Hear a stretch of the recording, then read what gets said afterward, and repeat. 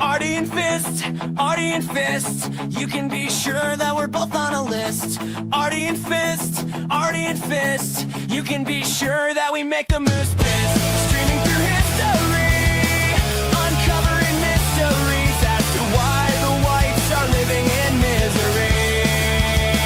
We keep the audience salivating as we continue navigating through centuries of adventures of the ever-evolving small hat wizardry. Artie and Fist, Artie and Fist.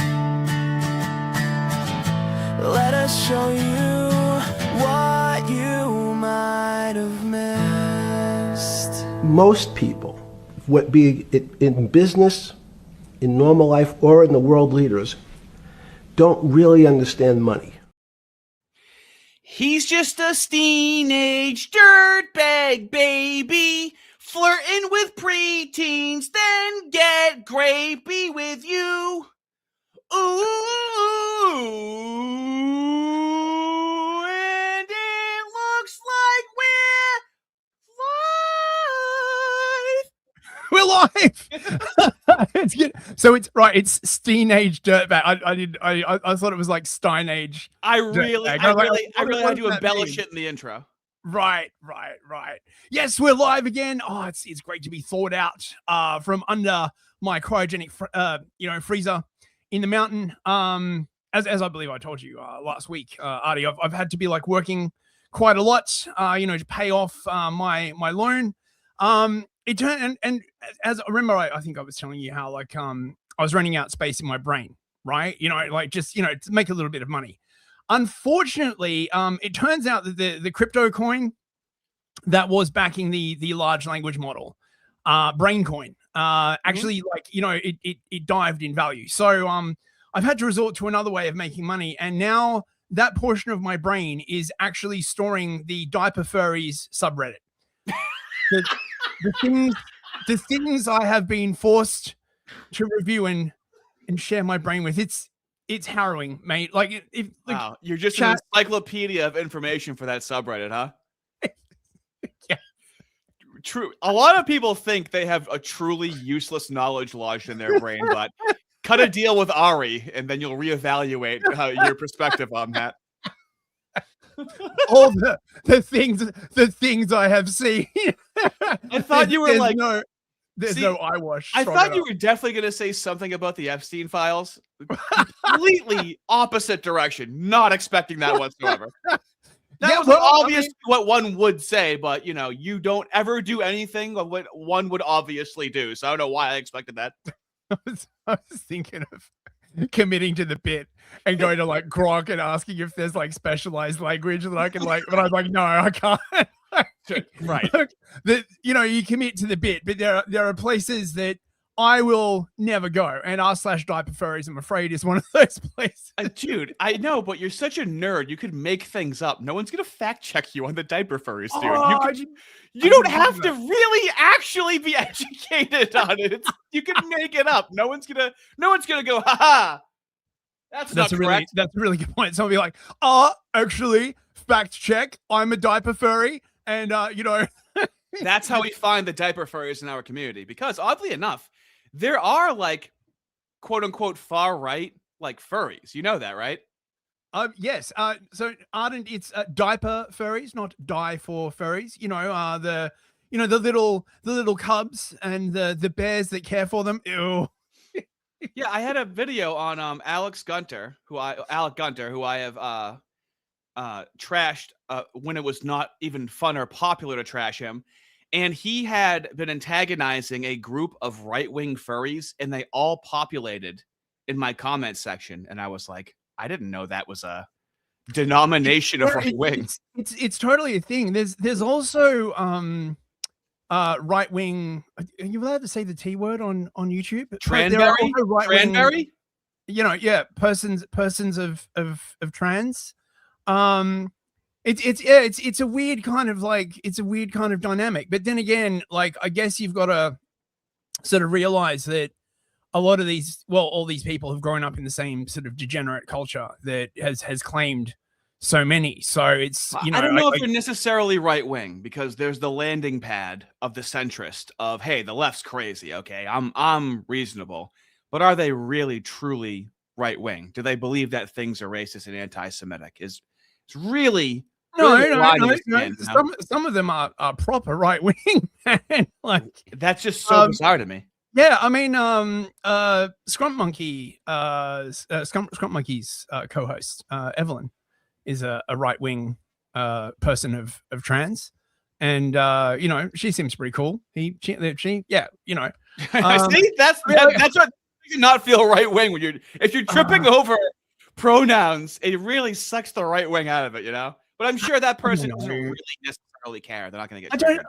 I don't really sort of like want to like be down on such people, like in principle. Like really it was not the fact that people are weird that pissed me off, right? It was the fact that this small committed group of activists like seized the machinery of the state and started like imposing like, you know, de facto hate speech laws on people. That was more my sort of massive beef, right? Like, you know, I mean, look, you know, it's MAGA, right? Like, you know, like I mean, we're both MAGA, right? Like, you know, the Indians, the gays, you know, it's MAGA, baby, right? I don't know what American music is anymore, but I don't want it to be Kid Rock. Okay, so I'm muting this for copyright. That is an unfortunate dance that old white lady is doing. I don't know what so we haven't been allowed to be nationalistic. Okay, we're all starting to come out of the woodwork, and I know they want popular people up here performing and whatnot, but I don't know, man. Like, when I'm going to war rhetorically with the left and they're like, dude, Kid Rock, I have to be like, yeah, I mean, you're right. there has been, yeah, what am I going to be? Am I really going to be like, yeah, Kid Rock? I don't think I have that in me. There's been a shocking decline in the quality of music, right? I mean, I know part of it's like sort of, you know, the distribution networks have been like all, you know, messed up and stuff. And, you know, it's no longer like these big record companies and stuff. But like, what's the equivalent nowadays of Metallica or, you know, Limp Bizkit or Disturbed or like any of these like, you know, bands that were like big in like the, you know, early 2000s or like late 90s? Like it's just I can't even think of anything, right? I wouldn't even know what music to recommend. All of the stuff that was like really fucking good was like 90s or early 2000s. I don't know. I don't know, mate. I don't know. Well, you got any music recommendations? Yeah, our intro. People are asking me to make a compilation of the intro, dude. And like, you'll hear music all day long, but then you'll talk to me and go, hey, that intro song was really good. As if it's a band. That's a real band that was making a song. So we are moving on to AI music. Apparently. Yeah, well, I mean, sorry, musicians. Sorry. I don't know what to tell you. It's getting really good. Well, the other thing, right, like about AI music that's sort of great is that it doesn't have any of that copyright bullshit attached to it. Yeah. Right? Like, you know, I was thinking about this today, like how copyright has just sort of like killed the ability to revive music now, right? Because, you know, if you want to say you wanted to start a podcast, right? And there's like a piece of music from the 90s that you really liked, okay? And you're like, oh man, I'd love to use that piece of music as the intro for my podcast. Well, you can't. Right? So, you know, screw you. So at the same time, what it takes to make that music though, they should. Then no one's if they're not making money, then why would anybody have the motivation to put the hours and hours into what it takes to make this music? It's not easy. But the music is already made. Okay, if you talk about like stuff from like the 90s, okay, right? Like you could at least have a situation where some popular podcast like rediscovered some like, you know, 90s like track that is, you know, sort of fallen so you know, and then everyone starts playing it again. IP. Yeah, forever IP. There should be limited IP is what you're advocating for in your authoritarian Christian nationalist monarchy that you advocate for every day. Well, I mean, I guess. I mean, you certainly shouldn't be able to do that thing that like Disney's doing where they're like basically holding onto IP for like 100 fucking years. Like that's just retarded, man. Okay, so I'm seeing some people in the chat actually go, well, it's not as bad as rap. Well, for some reason, the life that I built for myself involves showing you things you'd never want to see. How do you feel about this? Sure, some of you can defend Kid Rock, but can any of you defend whatever the fuck I'm looking at right now?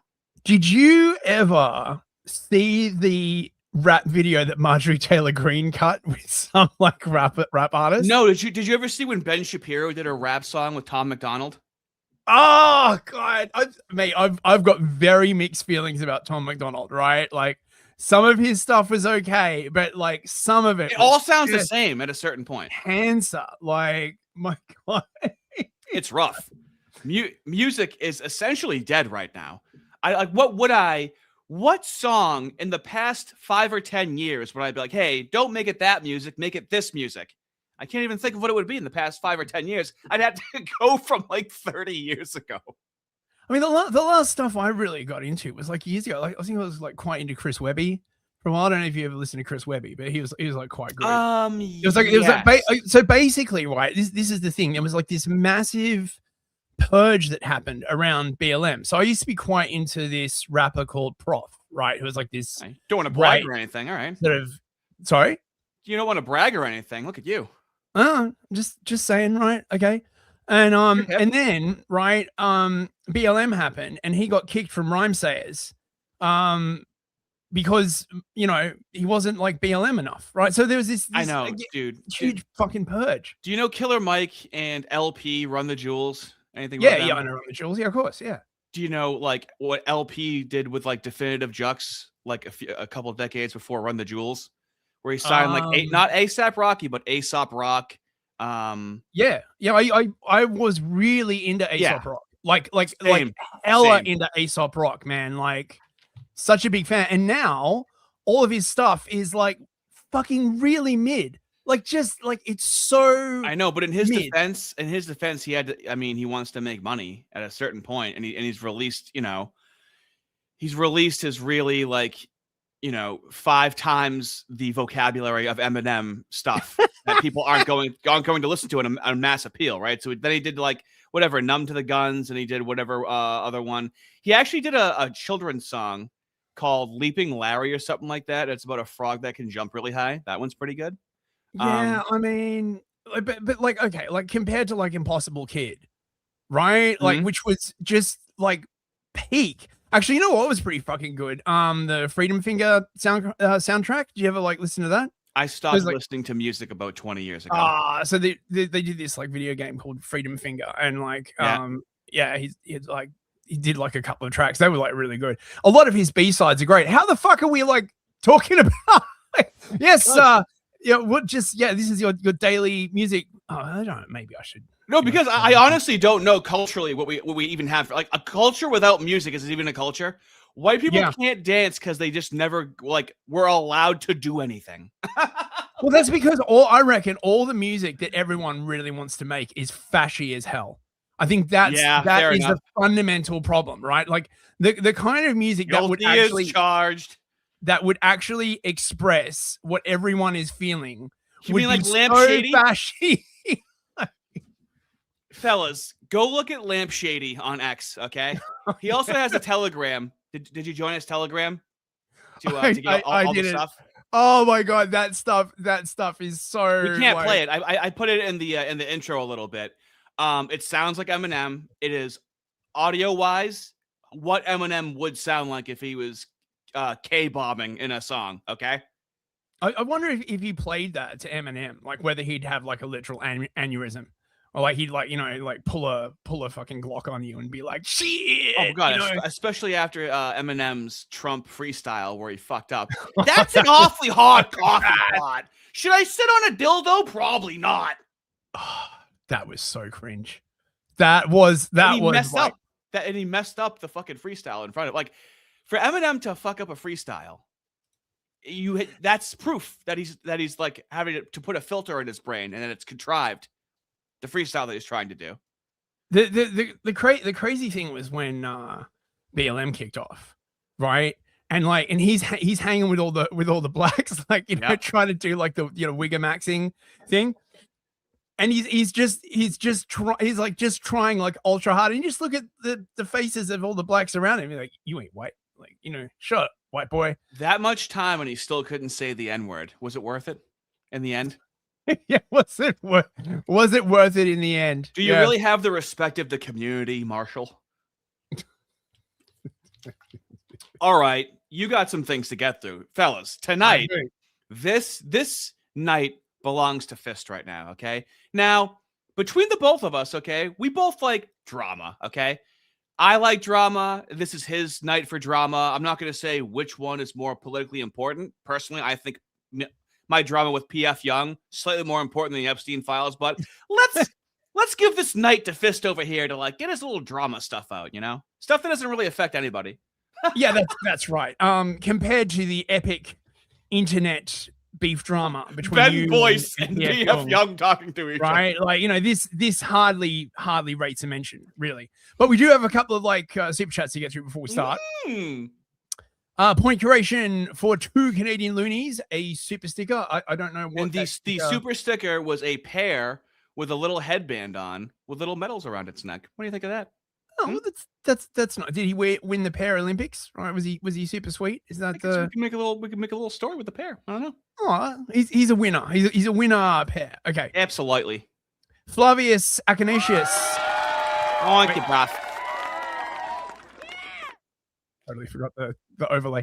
For $10, thank you very much. Have some clippings from the quarters I've found. Speaking of quarters that you found, I'll probably bring some of that actually on the next Fistery. If you would like to check out the last episode, it's up on my channel. Obviously, we've been talking about the Black Death, but beneath the horrifying plague virus that ravaged Europe in the 14th century, there was, in fact, another worse virus lurking below it, racism. So if you want to, like, you know, learn how racism actually caused the Black Death in 14th century Europe, check that out. See, very nice. A smooth plug, all right? Hell yeah. Bill Clinton skin suit for €5. Haven't been able to catch one of these live in a while. Keep up the great work, fellas. Good to see you. Well, speaking of Bill Clinton's skin suit, Bill Clinton got a mention in the files by Jeffrey over here in his interview with Steve Bannon. Apparently, him and Hillary are going to have to actually testify in front of Congress. You hear that, right? No, I haven't heard anything. Okay, I don't know this drama sphere known as the rest of the world. Okay. I'm calling it drama for the rest of the time. So they've been trying to get the Clintons in front of like a congressional committee for like fucking years. Okay, right? And every single time, right, the Clintons have just basically ignored them. You know, it's like, you know, like, who the fuck do you think you are, bitch? Until like the Justice Department like stepped up and were like, yeah, listen, we're going to actually like, you know, arrest you if you don't like come. And so now I think in like a week or something like that, they're going to, both Bill and Hillary are going to have to like appear in front of a congressional committee to answer questions about the Epstein files, which should be like fucking pure cinema. To the chickens. I don't know if it's going to happen. To the chickens for $5. Thank you very much, mate. Hey, Artie, are you going to cover the Carl Copes Over the Moose stream going on right now because of the files? I mean, Carl Copes is that Carl Benjamin? I presume he means Sargon. Yeah. Yeah. So what I really appreciate with you guys is you're allowing me to criticize people not on the left, but you're also allowing me to criticize centrists and some people on the right and center right. I've heard that Carl Benjamin, who I will always go kid gloves on for Carl Benjamin. That dude is so important in the online sphere of right-wing punditry. But I would cover it fairly. And I know that he goes easy on them, but he lives in the UK, so I don't know too much about it. If that's what you mean, I can check it out. But yeah, my next video has to be a Destiny video. I'll probably show you guys a 1-minute clip at some point in the stream. Oh my lord, it would have been helpful if he'd referenced like who was actually doing the stream. I mean, I'm just saying, right? Like, who is doing this stream, right? Like, actually connected. I can read his mind. Okay. Carl is always invisible about the moose, right? He doesn't want. Although I have actually seen him on Twitter, actually tweeting that he's been like noticing, right? So this could be is Carl about to have his noticing moment? I mean, that would really, mate, that would really change the dynamic. It gets to a point where you have to say something. But with the JQ, it's getting to that point. I just had it with Mentis Wave, where it's like, dude, you have to acknowledge it. You can't just downplay it. You have to it's been happening for so long now. And now it's so open and brazen where just to ignore it and to try and brush it off, everyone's like, that's all you have to say about it, really? So obvious now. I know. Right? Like it's literally Like he just like literally like, you know, come out of the sky and landed in a flaming heap, like in the middle of the street. It's like, look at that huge flaming pile of shit in the middle of the street. No, I don't see anything. Yeah, It it's good. sounds like a conspiracy theory to me. It doesn't smell very good. I agree with that. It's like it's all over the street and it's on fire, and somehow the fire is spreading shit at the same time it's spreading fire. It's actually a very unique pile of fire and shit happening in society. Hey, I'm saying, yeah, it's bad. Hey, Artie, right? Not all piles of fire and shit. Oh, yeah. Right? You wouldn't want to make make tirade. You wouldn't want to make like too broad a generalization about flaming Dude, piles of poop, right? If you can't acknowledge it, you end up having this like smart people have this unbelievable blind spot that they just a full-on somersault onto a rake and just bashing their nose in every time. Yep. It's insane. Yep. Kang Armadillo for $2. Thank you very much. I highly recommend Jim E. Brown. I haven't heard of that. Thank you. Interesting. Thinking of a new name, which I have been reliably informed is in fact the Kwisatz Chatterack. Oh, wow. It was banned, I presume, for spicy comment. Hilarious is that I can see who got the memberships, and it's a Klaus Schwab 9905 and Cyberchud 2077. Ah, nice. Cool? Okay, yeah. What's Fist's channel? Hang on a second. Let me just put that in. Do your dang, boy. Use _ Fist. I have Also terrible SEO. Terrible. Well, it's also in the description of the stream. Oh, right. Yeah. You can find my stuff on newsfist.net as well. I got links to everything. X Munoz for $5. Thank you, mate. When Mentis doesn't blame Little Hat, an angel raises its interest. My first donation to anyone ever. Hopefully I don't get debanked. Well, thank you very much for your first donation ever. Thank you for allowing us to break your cherry. That means a lot to us. Isaac for $10 US. Look at him go. Thank you, bruv. Thank you, mate. I got a text from Darby of Friends of Peace, and he wanted to know, how do I view ISRL? How should I respond? Should I send an AH pick, an ESPN pick, or a Super Razor one? Should I just rage him until the end? The level of code. I know, right? It's essentially a hieroglyphic for a future race of people to read that, to try and decode what it means. I mean, it really says a lot about censorship, right? Like you just, we're gonna censor all this stuff. Well, fine, we're just talking code then, right? Like, you know, we are like the Hopi Indians up in this bitch, basically, right? Like we talk in special code. We are code talkers. Code flows through us like water through the buffalo. I don't know. You got a response for that one, Artie? Who is he referring to? I don't know, man. Is that Avi? Is that your guy he's talking about? No, I don't think so. I don't know. No. I don't know.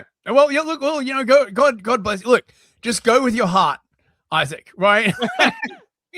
Right. Yeah, we don't want to be accountable for whatever you're about to do, okay? Yeah, exactly. Psychedemic Selection for €2. Release the Epstein freestyles. Oh shit. MC Go Epstein ahead. in his home. Yep, go ahead and do a little freestyle right now. I know you want to. I know you want to try and do it. No. You thought about it. Everyone heard him thought about doing a freestyle, right? I knew it. Think about it, but I couldn't get past the first line, so I will not. Coom of Doom for 25. Hey, Brav? Poland, whatever that is. Thank you very much.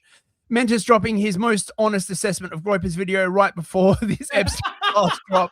Couldn't be any worse timing, bro. I know, dude. Nobody was asking him about the Groipers. Nobody was like, who was that video for, by the way?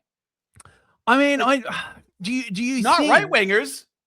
Do you think there's been like a sort of like a reach out among the sensible centrist community, right? And they're like, look, you know, the Groipers, it's going too far. I mean, look, they are really losing influence, mate. They're still seething over the fact that Tucker Carlson has a platform, right? I can't believe this. How How long has Tuckergate been going on for at this point? Do you know? Month and a half, 2 months, because I mean, we have a couple of thumbnails and a couple of intros with that in there. I don't know. You think I can fill time at this point? Tucker Carlson, he still has a show and he's saying things about the chosen. Dude, just let it go. You're just making it worse. And Deadpool Kid, GPK. I'm not saying it's the Moose, but it's the Moose. Yeah, it's getting to that point. And I feel like the centrists are like, they're trying to get out in front of it by like talking about it and being centrist and reasonable, which is like being reasonable about the BLM riots and saying like, well, I don't think the riots should be happening, but I understand why they're doing them. They're trying to take that take with the JQ where it's like, well, you know, it's okay to have some questions, but let's not get carried away. I'm sorry. Could you tell us anything that they said that was incorrect? No, I don't want to look. I don't want to read about it or know anything about it. Dude, I mean, Mentis acted like the JQ was like created by the Groypers. Like, bro, that's been around for longer than the United States has been a country. Okay. Yeah, right. But you gotta understand, right? If no one talked about it, no one would know about it, right? Like this is literally the way they like view like everything, basically, right? It's not that free falls in the woods exists. It's that people talk about the thing that exists. Like it's massive optics fagging. And I hate it because that's literally how the UK has been run now for like 20 fucking years. They're trying to UK us so badly. Because they do this optics fagging, right? Nothing ever gets fixed, right? Frogging. Keeps getting worse. Frogging. Optics frogging. Optics frogging. We're on YouTube, okay? We're banging out too many of those. Might pick it up. Right. Sorry about that. Optics Not frogging. A problem. Yes, right. Oh, yeah, we got another one. Super chat. Oh, sure. Leaf Man with a frying pan. There he is. $5. Met a mixed girl, so I called her Reese's. Then I ate her for some Reese's Pieces.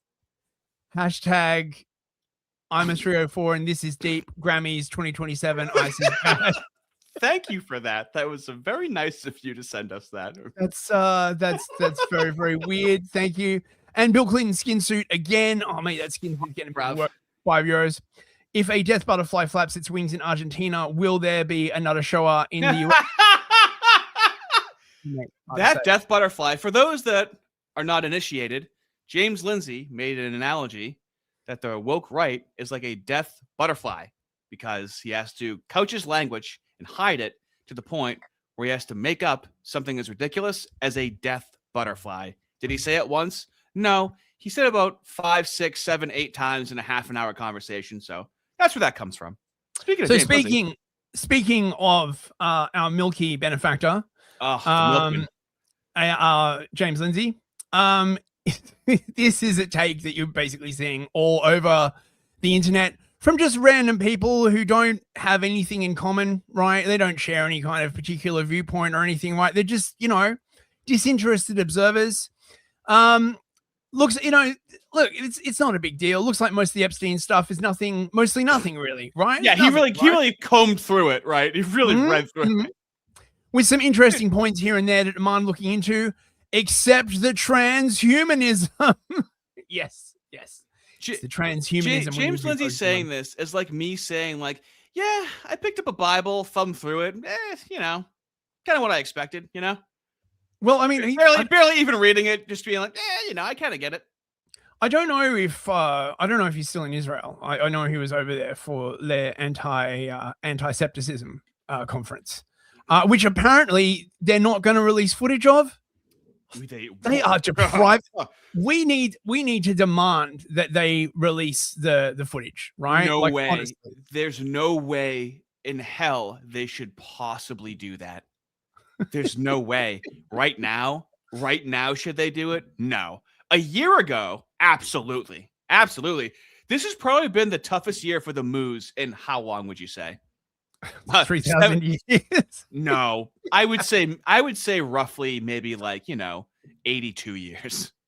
It's been a while. And this is the kind of stuff you're getting from people like Josh Hammer. They don't have any real comeback at this point, right? Because all of the previous excuses they were using, oh, you know, it's just hatred. Oh, it's just a conspiracy theory. Oh, you're a schizo. None of these, you know, like are working because, mate, you're never going to believe this, right? I discovered something from the Epstein files that I just was completely unaware of, right? Like you're holding onto your hat, okay, right? So it turns it's a very out small hat. I can only fit really my index finger and thumb on the hat on my head. But go ahead, mate. It turns out that there's like a sort of like secretive cabal of sort of like high value like moves connected to like the financial system that seem to have like an incredible amount of control over Western governments and were I'm not backing joking. this control with you know, human trafficking and biolabs, and I'm just shocked. I can't. I don't have these laws in my country. Is that legal to say in your country? Mate, I don't even. Could you go outside with a microphone and a speaker and say that out loud, even though it's you probably wouldn't want to. I mean, you'd be definitely fucking taking a risk, right? I mean, like, wouldn't the muzzies be high-fiving you if you were saying that though? They're like, yeah, hell yeah. Yeah, possibly. Right? Like, you know, I mean, it's I mean, honestly, this shit might actually bring down the UK government, right? Like it's How? that bad. Well, because right, one of the main people named in the Epstein files is this guy called Peter Mandelson, right? And Peter Mandelson was like effectively the dude who made Tony Blair, right? And then he was like second in command all through like the government of like Gordon Brown, and he's like basically like the labor fixer. He was up until like a few weeks ago the US and the UK ambassador to America. Right, like, and he is like he is nuts deep in the files, right? Like he's like messaging Epstein back and forward. He's like, oh my god, it's just they've obviously got some kind of like really sort of like weird relationship going on, right? Like if Epstein like ignores him for too long, he'll like message him and say like, you don't care about me anymore, and all this kind of like. I know, but like what was the motivation behind releasing these files? Because clearly they delayed releasing them to the point where Trump, really my biggest issue with Trump is getting everyone's attention about the Epstein files and then calling them a Democrat hoax, and then now they're released. But what is the motivation in releasing them if it's going to incriminate so many people? I don't know. I mean, my current working theory is that this is a war between elites, and the new elite is now displacing the old elite. And my working theory, I can't prove this, but this is my sort of my intuition, my feeling is that the old elite just got out of control. Okay, right? It's one thing to have an elite that are like running banking and scamming taxation and doing all this stuff, right? But these people were like literally taking it like way too far, right? Like the organ trafficking, the bioweapons research. And if I had to make a guess, I would say that it might have in fact been the connection to bioweapons research that like fully like undid it, right? Because bioweapons are really goddamn dangerous, right? Like there's the reason why people generally speaking don't use bioweapons is because this concept of blowback, right? Which is that you release like a biological agent on like an enemy population, and then it blows back and it affects like your population, right? And so for ages, the holy grail of bioweapons research has been this idea that, well, we'll just like vaccinate our own people, right, against this, you know, weapon that we have. And then we'll like release it on our enemy, like bada bing, bada boom, and like prevent blowback. But it's never that simple, right? And my suspicion is that the stuff that these people were into is so bad that even if you told the normies, they would just never fucking believe it, right? Like it's beyond the event horizon, if you know what I'm saying, right? Like there are things so bad and so evil that the normie mind just cannot comprehend it, if you get what I'm saying, right? Like they are small people, right? They imagine small evils. If you go to like one of these people and you're like, you know, imagine you commit a crime, right? And they're thinking, oh, you know, maybe I'd sleep with my neighbor's wife, or, you know, maybe I'd like scam the lottery, or, you know, like these little tiny pissant like crimes, right? The idea of setting up like an international organ trafficking and human slavery ring wouldn't even cross their minds. You know what I mean, right? Like, I mean, we can't even raise the issue of usury, so I think we're far away from that, you know? Yeah. Right. Like, you know, it just so we can't even read. Honestly, think of the parallels of this is how you know this is where the left gets all of their stuff from, is from the Moose, because what happens when you read like the books in schools for trans kids? They're like, don't read that out loud. That's vulgar. You can't read that. What happens if you read the Talmud out loud? That's vulgar. Don't read that. It's the exact same. I'm just reading the book they wrote. And actually that's like a really perfect example of what I mean about the event horizon, right? So there's this weird sort of incentive to actually make things as bad as possible, because once it gets bad to a certain point, the normies will never fucking believe you, right? Like that clip that you're talking about, right? Where the parent goes into like the school council meeting and starts reading out from the books, and they're like, you can't read that, it's obscene, right? It works in this like really sort of like weird way where, I mean, and this is one of the other things that's going to be one of the long-term consequences of this, right? All the schizos got proven right again. Yeah. Like again. Yeah, it's kind of like, you know, COVID, how you had to wait like 2 years and then you were completely vindicated, but except you had to wait a lot longer and there's way more kids being fucked. Mate. Sorry to wait when you were drinking. Like I'm just like, remember, like, you know, 5 years ago, people would be like, oh, that Alex Jones. Right. And now everyone's just like, oh yeah, Alex Jones was 110% right. You know, like, one of my favorite vindications was when Nancy Pelosi described herself as a cold reptile person. that, and then it's cut together with his face. That's my favorite vindication. Okay, but look, have you considered Ben Shapiro's take on this? Okay. Right? Thousands of hours of tape. There are, by the way, but they are child pornography. The reason the FBI is not releasing them is because those tapes do not include underage people with third parties on Epstein Island. That is not what the tapes are. Very specific. I also have sources in the federal government who are covering this stuff and have seen the documents. Okay, those tapes are just child porn. That's all. That's what they are. That's why the FBI is not releasing them. Okay, as far as the Epstein list, what I have been told by my sources is that there is no Epstein list. That basically there's a black book of Jeffrey Epstein contacts. And the vast majority of those contacts are already out there publicly. That's why you know names like Prince Andrew or Alan Dershowitz or some of the names that have been mentioned here. Those contacts, there's no evidence, according to the DOJ and the FBI, and again, that's public. There's no evidence that any of those third parties were having girls trafficked to them. There is Tucker then asserting that it was actually... Oh, God, it's Tucker! Oh, God! Always back to Tucker. Oh, my God. Like, Ben, like, you should just send him a Valentine's Day card, mate, and be like, actually, Tucker, you know... I love how when James Lindsay pisses his pants and everyone points and laughs, he's like, haha, rent-free, they're obsessed with me. Or like whenever anything happens, they're obsessed with me. And it's like, he never really calls out how obsessed Ben Shapiro and the Moose are with Tucker Carlson. It's bizarre. Oh, I know, right? Without evidence, not a shock. Of course, this is where Tucker was going. This has become the hot speculation on the internet, is without evidence. You say that Mossad was running Jeffrey Epstein. When I say without evidence... Oh, yes, without evidence. Don't worry, chat. We have evidence. When is this even from? Is this no, it's really interesting. Like, RT has been going quite hard against the Mooish network, right? Like, they've been releasing all kinds of like stuff, right? So yeah. Evidence? I mean without evidence. Naftali Bennett, the former Israeli prime minister, said, quote, as a former Israeli prime minister, with the Mossad having reported directly to me, I say to you with 100% certainty, the accusation that Jeffrey Epstein somehow worked for Israel or the Mossad running a blackmail ring is categorically and totally false. Yeah, dude, didn't you listen to OJ? He said he was innocent. Yeah, man, we investigated ourselves and discovered that we had done absolutely nothing wrong, right? Meanwhile, Mark Levin is like basically like look, we have to ignore the Epstein files. What's really important is that we got to bomb Iran. Yeah, they're all roaches. Iran, I mean. He's fucking holding blood. They're like a virus. Basically.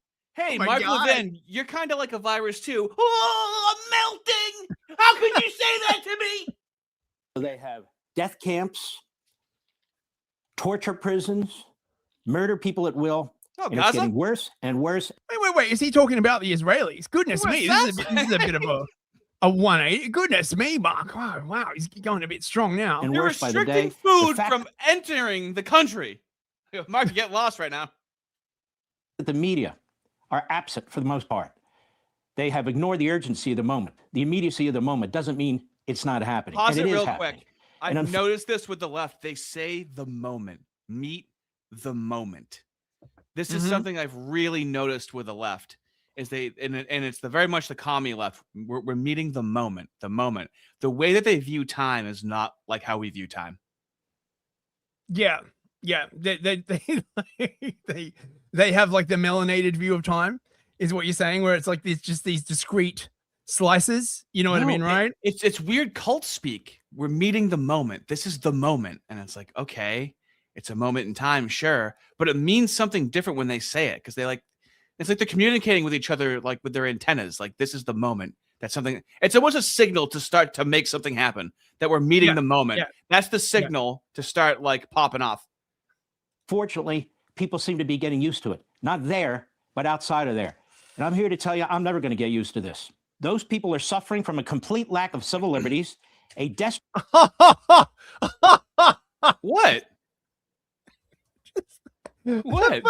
Like the hypocrisy just strains credulity at the moment, right? Like, unlike the Gazans, of course, right, who operate with like, infinite civil liberties, right?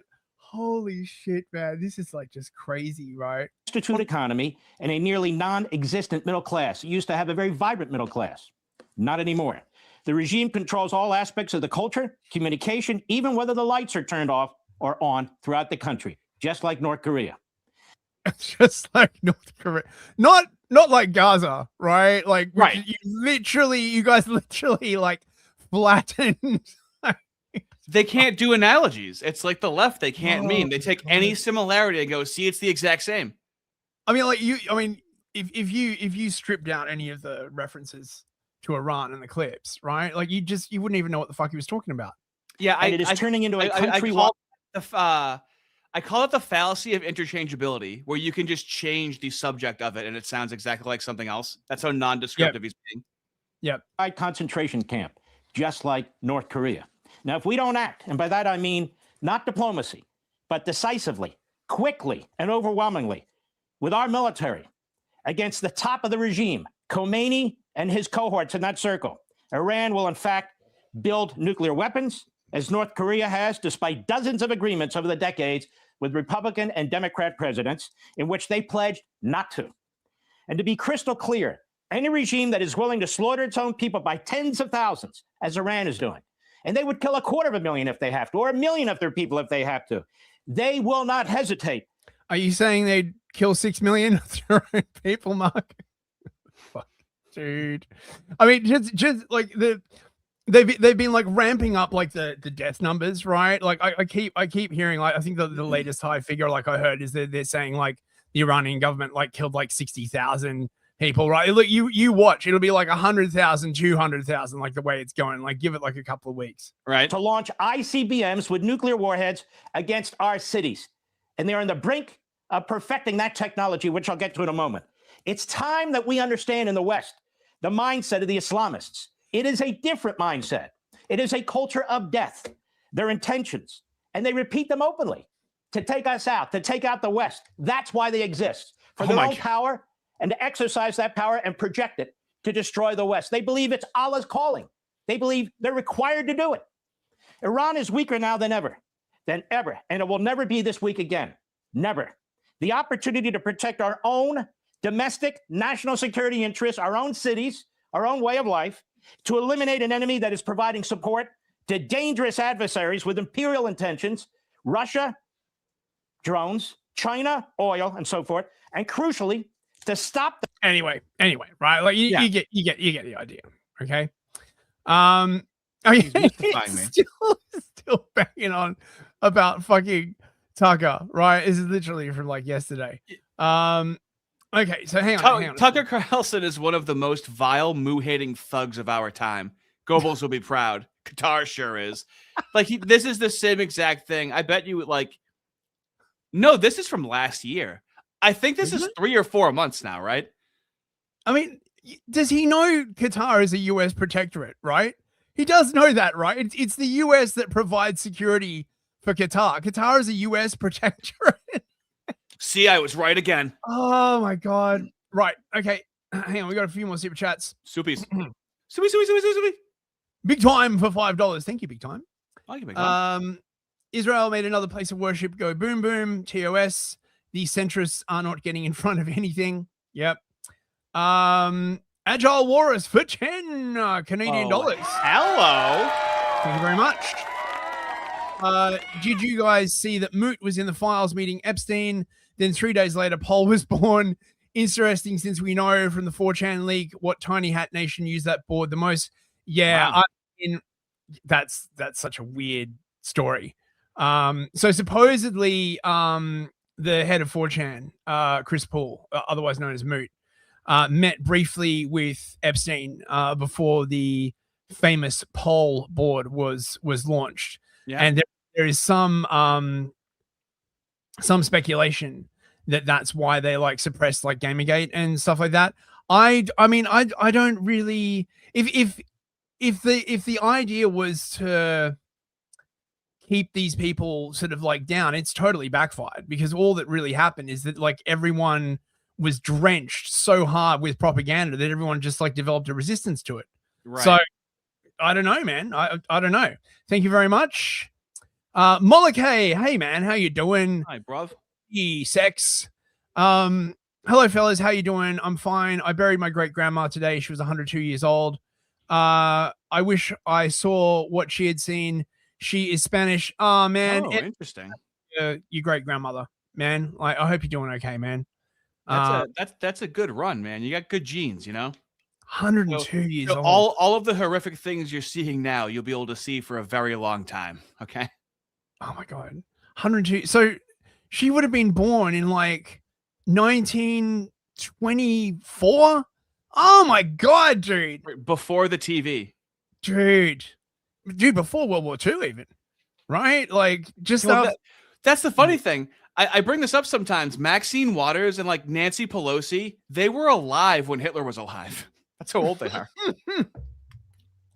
Thank you very much, Molokay. Isaac for $10. There he is. Did James go to the year-round Hell conference? I didn't know he wanted to see Epstein so much. He must need a real child instead of the ones the moves gave him. He must need someone to listen to him. Oh, it's probably true, but also kind of sad. No, he has a stepdaughter to listen to, right? Yeah. I mean, I don't think they like talk. You know, I don't know. Thank you very much, Isaac. Thank you. Leaf Man with the frying pan for $2. So the work left is kind of like a nuclear squirrel. Yeah, you know, like a death butterfly, a nuclear squirrel, some sort of octopus. Mm-hmm. Theodore McCarthy for $5. Thank you, mate. Optimistic theory. Epstein files release was timed for a fight over the Election Security Act. Thune just agreed to force a standing filibuster. Yeah, this is quite interesting. If the US does not get like in-person ID like voting, shit's gonna go really bad, because the Dems will just get back in, and then like the purge is fucking it'll be on like flan. So yeah, it's gonna grow quickly. Yeah. I mean, living in the UK, can you attest to how quickly these things grow? Oh, mate. I mean, but the thing is, right, like the UK just pretty much has like a massive uniparty. It's just completely sewn up. They play both sides. So even if like reform gets in, it'll just be the Conservatives rebranded. It's the whole play basically is to keep everyone left-brained, right-brained, right? And they just push as far as they can until everyone like gets sick of it and starts like yelling. Then they roll it back like just a couple of degrees. Everyone thinks like it's gone away, and then like give it a couple of years and they just push again. It's like Yiz the Eunuch. Hey Yiz, how you doing for $2? Enough. Getting Yizzy with it. Enough. I will hear no more of this Hebrew nonsense. Well, hold on. So just because you said that. How does Moses make his tea? He brews it. I'm serious. That Israeli. How he does it? And I need to pause it, or else my channel's going to go away. Yeah. Don't continue playing that, mate. I know. It just went too well. The new GM for $20. Hello. Howdy, boys. Have you seen the Epstein file where he negotiated a deal between Betty Crocker and Gucci to release a collection of small hats? Anyway, glad to see you guys. Unfortunately, I won't be able to watch the whole stream. I did not. You'll get around to it, I I'm did not sure. see that one. Thank you very much. Dude, what the hell? Right? Isaac again for $5. Thank you, mate. I love how they say, "Oy vey, they are so dangerous, but they are now the weakest ever." Yeah. Oh, exactly. we got it. Hold on, we got Noy Vey. Vey, you're not loving Israel enough. You don't worship Israel enough. Thank you. Bubblegum Gun for $2. Thank you. The world owes Ye an apology for standing with Nick. Yeah, but Ye's already apologized. And he, I don't know. He has he redeemed himself? Fist. Oh, man, I don't think he has redeemed himself. They're never going to forgive him, right? Like they just, like Nick is right. They're never going to forgive him, right? Never ever. Like he'll always be on thin ice, right? I think it's like pointless asking for forgiveness from these people, honestly. But apparently, Ye is now doing shows again, so they must have like lifted the boycott. How do you? Yeah, but they wanted him to eviscerate his song. They wanted to make his how did he phrase it? Make it illegal, essentially. They wanted to. They want him to make his song illegal or something like that. I forget the word they use. Yeah, basically, right? Like, so I presume basically the way it would work is that they would give Ye backing of some like high power law firm. And then the next time someone played his song in public, right, he would like sue the crap out of them for copyright infringement while like the ADL went on the offensive at the same time. Dude. Right. So bankrupt them and like sue them at the same time so they couldn't respond, right? Because that's how they roll. Ye is a genius. Put him in charge of a law firm so he can go rogue. That's a genius move, dude. I can already see what he's doing. Mr. Blue for $30. Holy crap. How you doing there? Thank you. Hi guys, not to derail the stream, but curious if you're familiar with Dr. John Coleman and his theory of the Committee of 300. I am familiar with that theory. Let me just give you a short overview from what the internet tells me. Okay, this is what it says. Can you imagine an all-powerful group that has no national boundaries above the aspects of politics? No, above the laws of all countries, one that controls every aspect of politics, religion, commerce, and industry, banking, insurance, mining, the drug trade, petroleum industry, a group answerable to no one but its members. You're telling me we shouldn't apologize to those people? Really? Really, Fist? Mr. Orthodox Christian over here thinks we shouldn't trust those people. Jesus would have trusted them.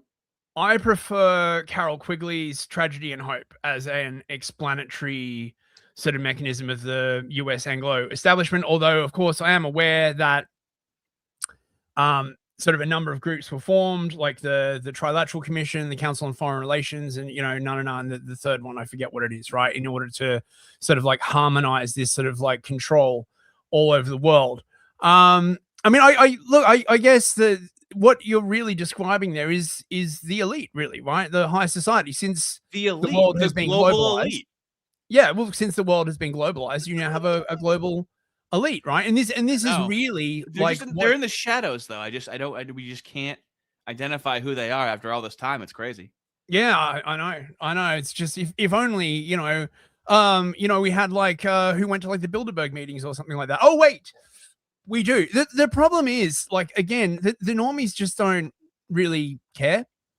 You know what I mean, right? Like they don't want it to be true. This is why, in my opinion, right, what we are witnessing is a war between elites, because only another group of elites would really care enough about this to like launch an attack on that group of elites or have like the resources, the intelligence, you get what I'm saying, right? So yeah.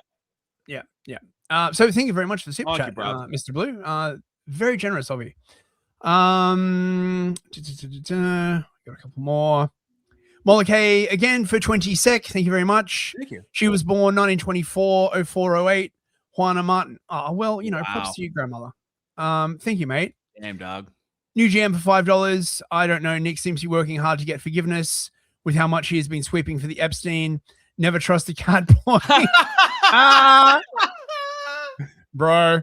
He always comes out on top, though. Fuentes always does seem to come out on top, so he's elusive. He probably knows what he's doing. Psychedemics Legend for €2. Cancelled Ye for working with a man blacker than him. Yeah. Yes. I can't agree with that more. And Andrew's Animatics for €2. Thank you very much.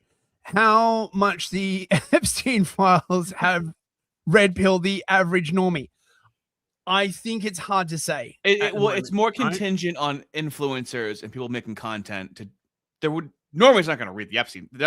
They're waiting for someone else to say something about him. No. It's more that it's got to filter out, right? Like, okay. I think. Look, oh my god, they're already doing damage. What are you showing me? Do you know who's really behind the Epstein files, bro? This guy looks like the bug man from Men in Black, where he needs sugar water. Yeah, this is Andrew Marr. He's one of the insufferable bastards that is like a UK media personality.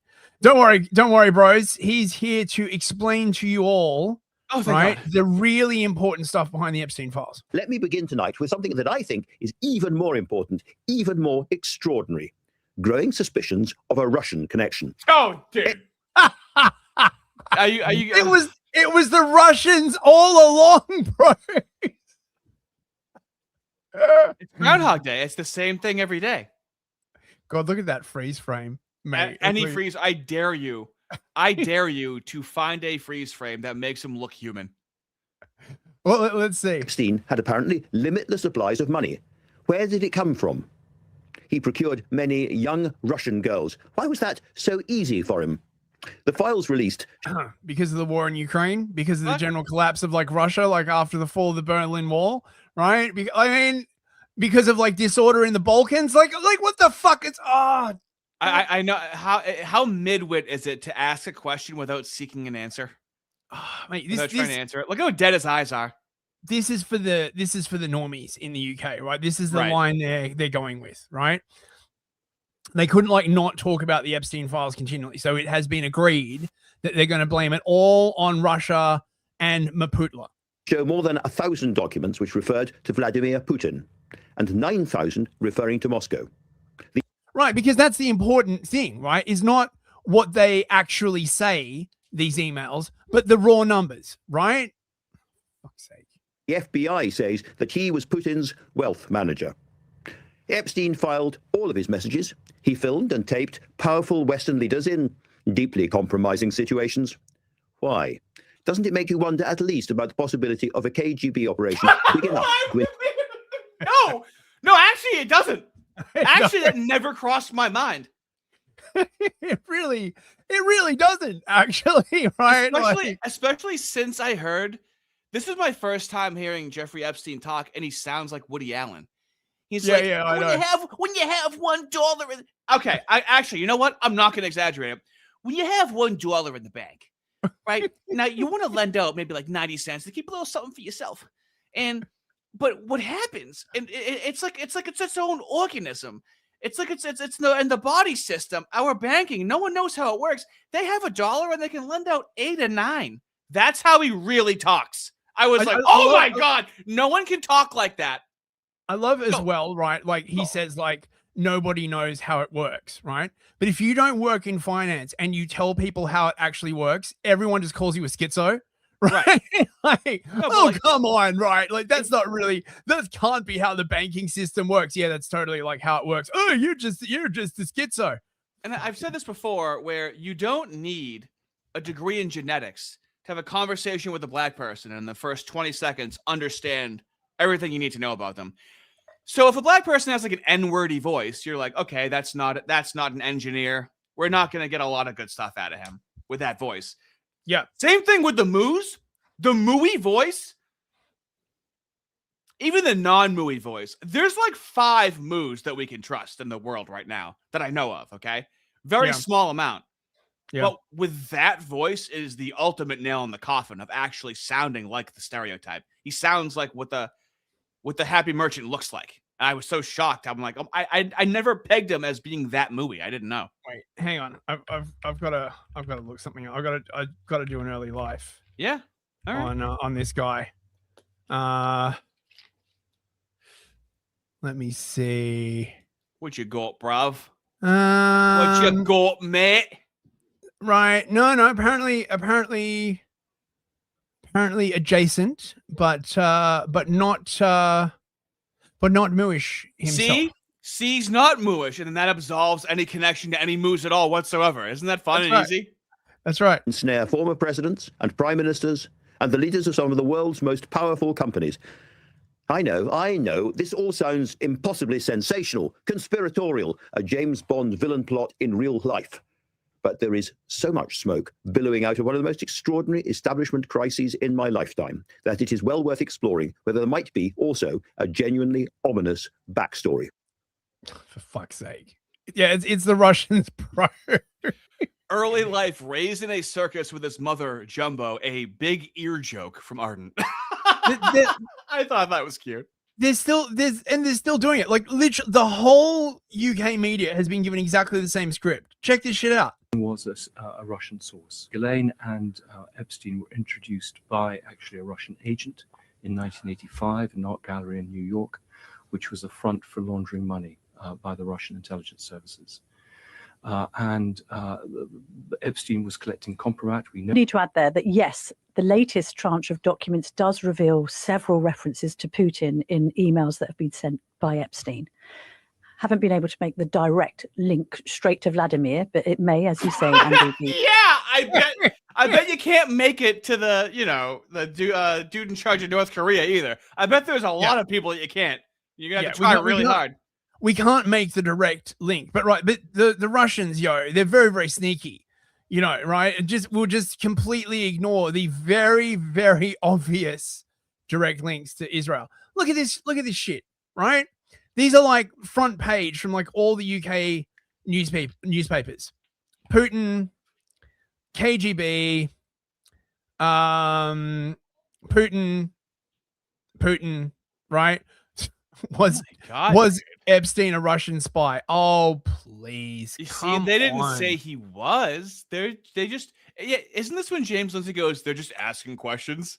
But like the ultimate time that they're doing it, he's dead fucking radio silent.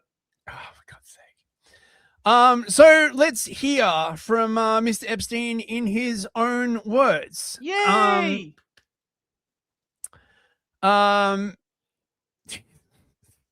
He works for the Rothschilds. Really? Yeah. Interesting. Yeah. So the Rothschild group had interests in the British Virgin Islands, which like is sort of like this massively sort of corrupt offshore tax haven. British Virgin Islands is where his famous island, Little St. James, is. Hey, not going to be Virgin Islands when Jeffrey Epstein's done with those islands. Am I right, fellas? Am I right? Anyone? No? Okay. The de-virgined island. Yeah. Now, Nick has a really, really good segment on sort of the lead up to this, and I thought I'd like play about like 7 minutes of this. Yeah, catch really up on supers first. Yes, let's do the supers. Bubblegum gun for $2. Thank you, mate. What's worse than the elite is their bootlickers. Well, every elite needs their bootlickers, mate. All right, they wouldn't be the elite otherwise. Well, no, but the most cringe part is that their bootlickers think they're anti-establishment. Yeah. That's the most cringe part. Yeah, well, I mean, a lot of the time, I guess, it's like the champagne. Like Antifa thinks they're like against the system, man, and they're tearing down the system. Matty Ice for $5. Hey, Matty. Pour one out for all the grandmas out there. We love them. There's an anonymous trauma diary in Epstein Drop and a porch for a chicken movie. Yeah, there is a whole other like aspect to this, right? Listen, I was just doing a slop drama video, dude. I don't know anything about the Epstein files. Everything you guys are saying just sounds hilarious to me. I'm a boomer hearing all of this stuff for the first time. There's like, and I'm going solely based on the grunts and sighs of my co-host right now to determine how to feel about them. There's a bunch of like witness reports. Some of them like seem schizo. Some of them are oddly specific, right? Like, someone's going to have to go through all of that. The new GM for $5. Thank you, mate. Fuentes always comes out on top. A pattern we have never seen with any other group. Oh, damn. I have to concede. I don't have a rebuttal to that. If we were in a debate, I would have to concede. Muishnik confirmed. King Spectre for $20. Oh my god. Hello there.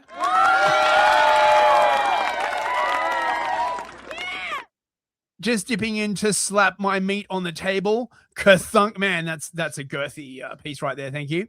I've got work tonight. I'll catch the stream later. Much love to you both, and wish the two of you nothing but the best. Kisses. Oh, thank you very much. You see centrists and leftists out there. That's the kind of love you can expect from a vile anti-Semitic racist. Okay, Right. and you guys are jealous that you'll never get that type of I know, community right? support. Okay. We have such a lovely chat. Thank you very much, King Spectre. Thanks, dude. Really appreciate it. Matty Ice again for $5. Meant to write a pitch for a chicken movie. Deeply embarrassed. Take my money. Apology. You're fine, dude. Right. Okay, so hang on, wait. Right. Oh, right. A pitch for a chicken movie. Right. Okay. Thank you very much, Matty Ice.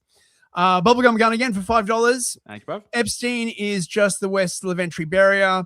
Behind them is the first international clique. Russia was the Moo's first successful infiltration into power. I mean, I guess I don't. It's been around for a while. When you say it's the first with the Moos, you got to be careful.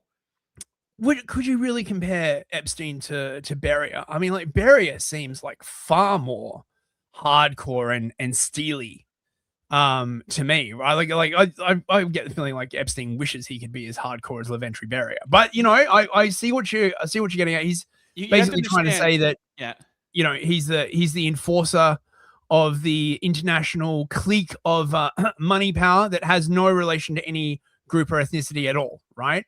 You should also understand that Fist is deeply unimpressed with Jeffrey Epstein. I am deeply unimpressed by him. I am. It's true, right? I am not impressed by his intellect. I mean, look, it's entirely probable that he has like evil skills that I would just never engage in because I'd be like, brother, wait, can you play that? Brother, Like, I'm sure there are things that Epstein was good at that I would never, ever in a million years want to be good at. But in terms of like his intellect, well, it's just being evil. Impressed. But like how was fractional reserve banking created? Was it an American invention? It goes back a long way to like when they basically used to hold like gold in vaults. Yeah. And what you do is you'd lend out more money than you had like gold to back it, because not everyone wanted their gold out on the same day. Yeah. And this is the kind of like, device that, banks or governments would turn to in extremis. And it was always like very illegal until it just became legal when they invented the Federal Reserve. Actually, I think it was legalized first by the Bank of England. The Federal Reserve was pretty much based upon the Bank of England. Okay. I should probably do like that's a good one, right? A financial That's a more modern one. Should do like a financial fistery absolutely. episode on fractional reserve banking. Yeah. Yes, but it's a scam. It's a scam. Psychedemic Legion for €2. There's like 5 moves we can trust, and years is 3 of them. What the fuck is that even supposed to mean? Dude, hilarious. Thank you very much. Flavius Acanacius for $10. The real psyops were the feds we met along the way. Autistically hugs friends. Thanks, dude.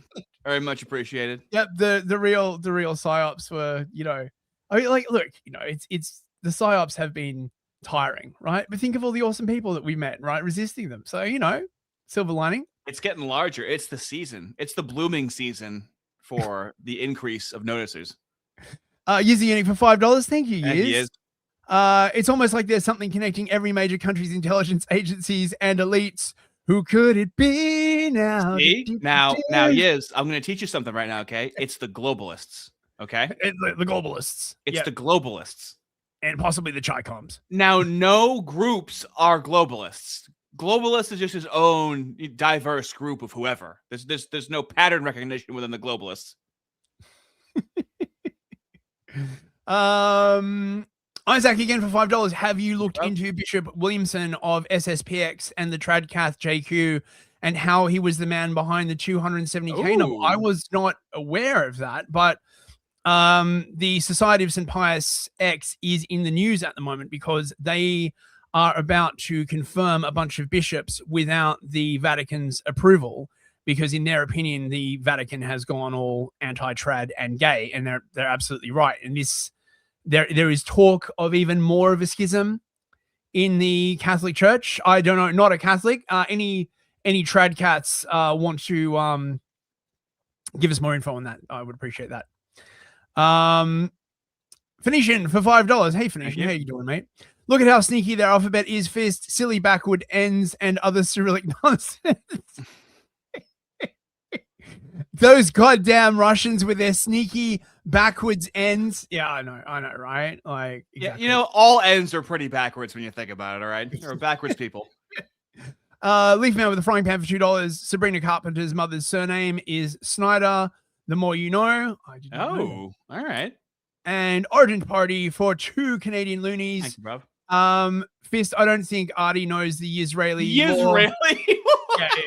The nation of Israel. That was like a running joke. Oh, okay. Bringing together. That's hilarious, dude. Yeah. Thank you very much, Ardent. Okay, right. So we're at the end of super chats. Right. Let's get into this Nick clip. Then it got even weirder.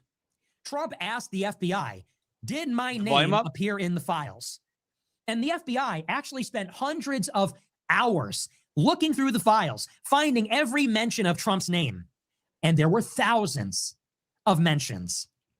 Trump was asked about this in June of last year, and Trump denied doing this. They said, "Did your name appear in the files? Did you ask if your name appeared in the files?" And Trump said no. That was a lie. So you really got to wonder what the hell is going on. You get the fake out. They then try to procrastinate. They try to postpone it. Well, we'll put the files out later. Hope people forget about it. They come back. They say, well, we got them on our desk. They're going to come out later.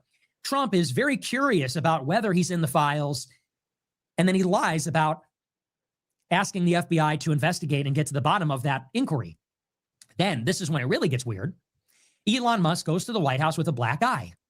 It's his last visit to the Oval Office. This is right before Israel bombs Iran. This is the week before. Wait a minute, pause it. Elon Musk goes to the White House with a black eye. Yeah, don't you remember that? When was that? Hang on. Let me vaguely, maybe. Let me look. Yeah. So remember, right? Like after the election, right? And Musk was like hanging out with like Trump and like hanging out in the White House, and everything like looked jolly, and he was like spinning up Doge and all this kind of like other stuff, right? Yeah. And then he like appears in the White House with a black eye. And after that, right, all these rumors start going around in the press, basically saying, Trump and Elon aren't friends anymore. Now, supposedly, the reason for this was that he got into a fight with Bannon, the Treasury Secretary, right?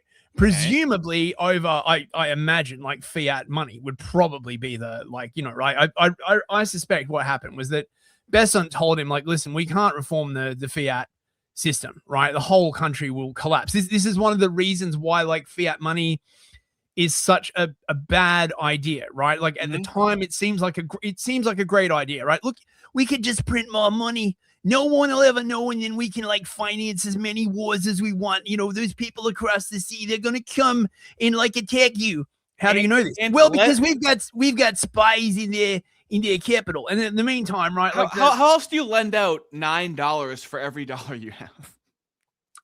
It's called fractional reserve banking. It's totally legal, mate. Right? You did not know this?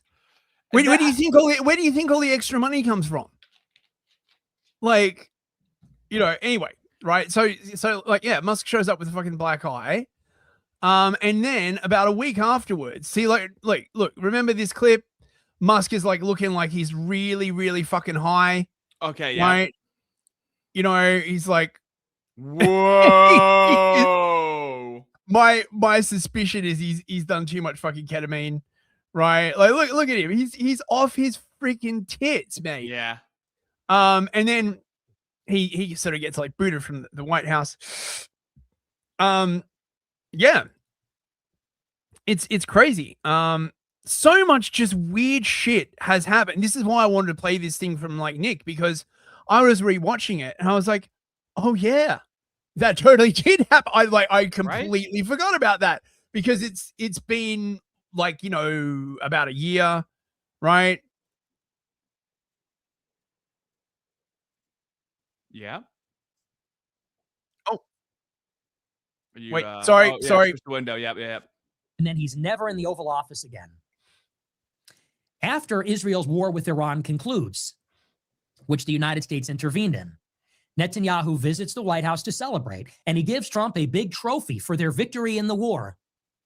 The day before that visit, the DOJ publishes a memo and says, case closed. There are no Epstein files. They don't exist. We can't release them because there aren't any, and there are no third-party people we want to investigate. There's no black book. There's no sex trafficking ring. That never.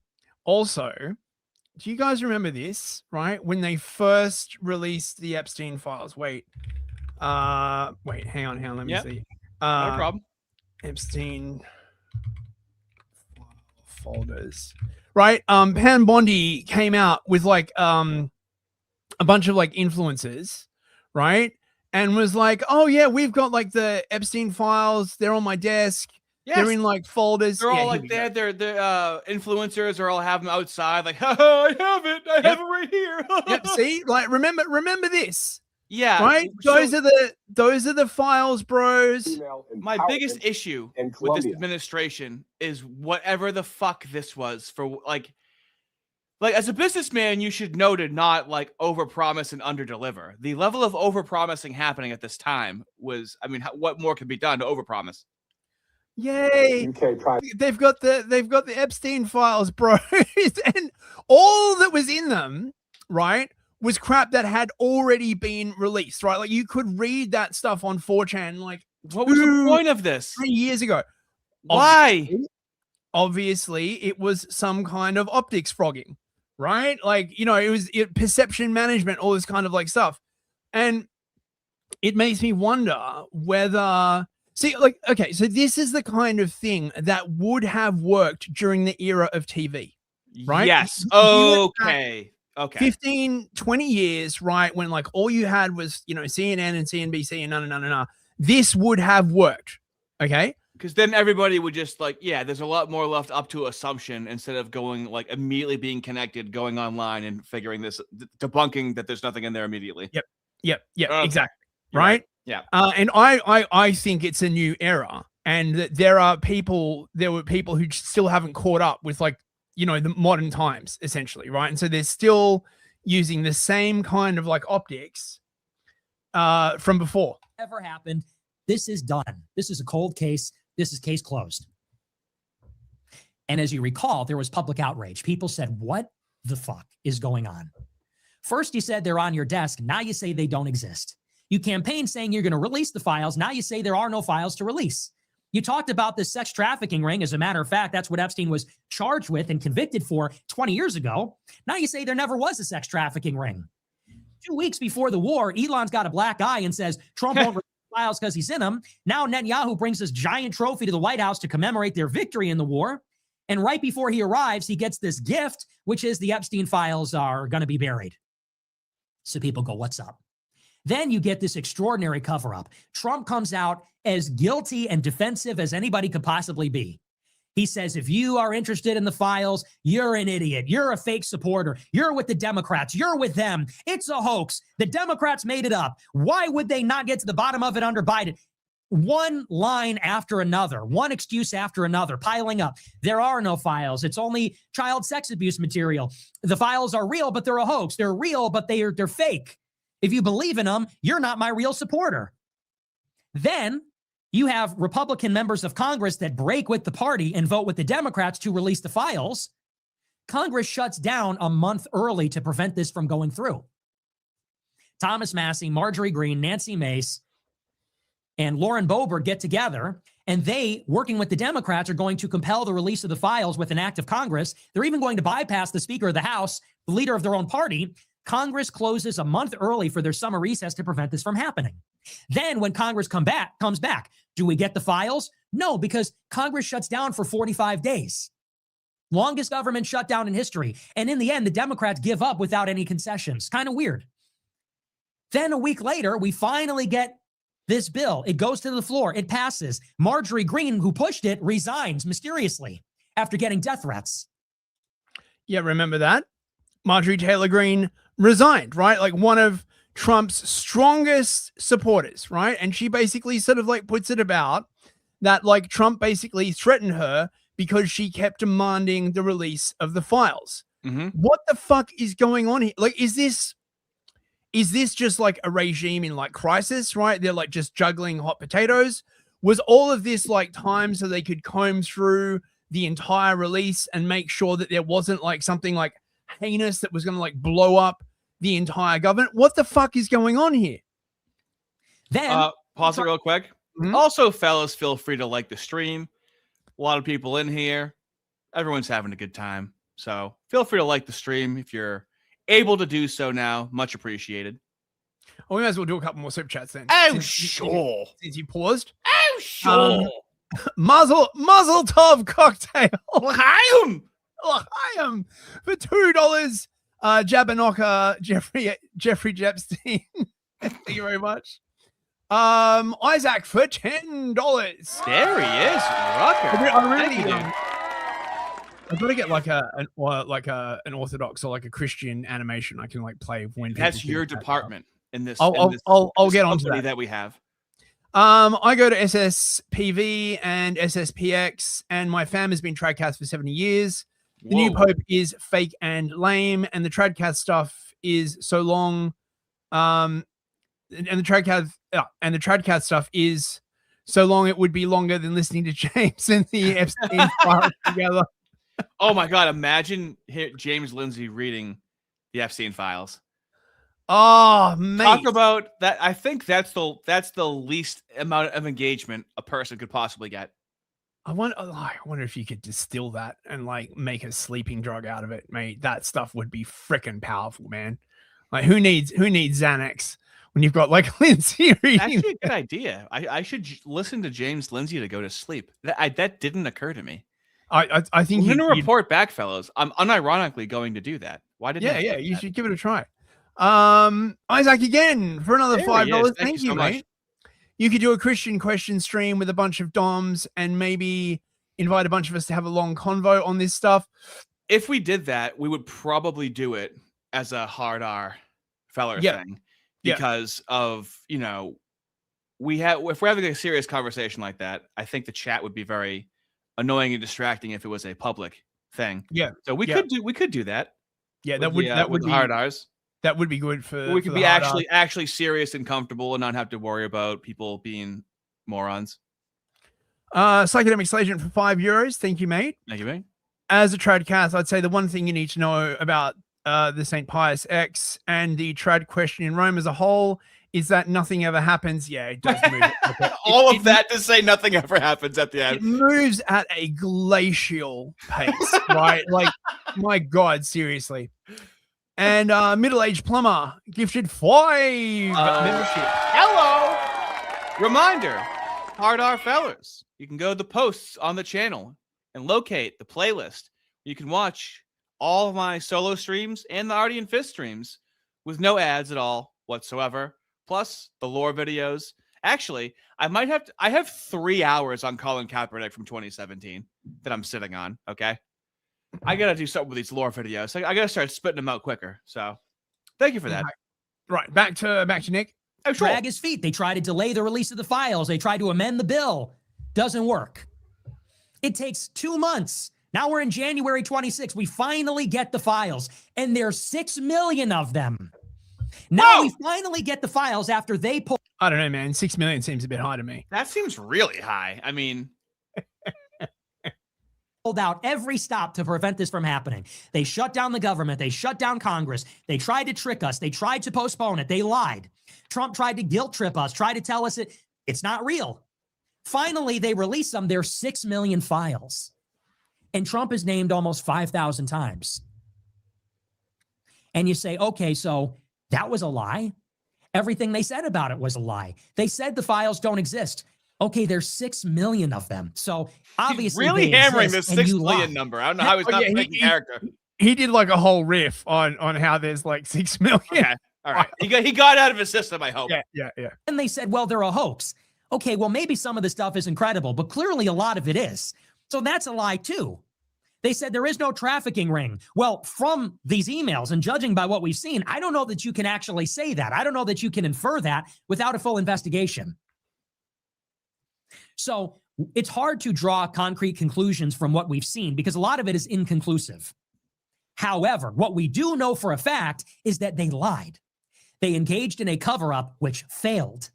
They lied about the existence of the files, the contents of the files, the treatment of the files. They pulled out every procedural stop to prevent the files from coming out. And now we only have half of them. And what's in there is pretty disturbing. Yeah, I agree. Right.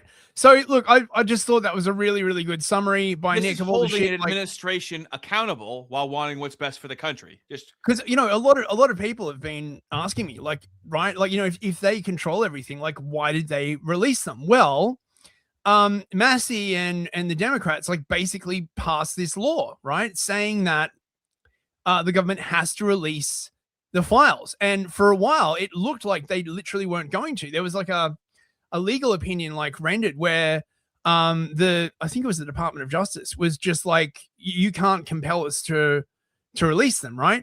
So I wonder whether this is like a flood the zone thing. I have seen like a lot of stuff that's like clearly fake being released at the same time, right? Like on Twitter, right? Like just stuff that isn't in there. But the thing is, because it's on a searchable database, it's quite easy to like you can just find like whatever you're looking for from like a screenshot and just search for it on the database, right? But the normies, of course, aren't going to do that, right? I've seen like people like pushing pictures of stuff that, you know, is bad but isn't actually connected to Epstein. So right, unrelated. Mate, I don't know. And so there's this kind of stuff. This is like a pretty good like summary thread. Now, a lot of these, the most sort of schizo takes are reports from either confidential human sources or from like just people sort of like phoning up the FBI and like leaving them messages, right? And a lot of these have to do with trafficking and other like just horrible like stuff. I don't even know if I can like say this basically, right? Like show me it. Where is it? What? You know, struggle parties with girls of a dubious age, right? Like, right, who then like mysteriously like went missing. Like, how do I even report on this?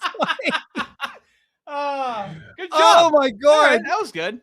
Right, you see what I mean about just the wanted to be event horizon. considerate of our audio listeners. You know, want to know what's going on. Yeah, right. Of course. So there's this stuff allegedly about Musk. The only thing that I've seen is this one email where like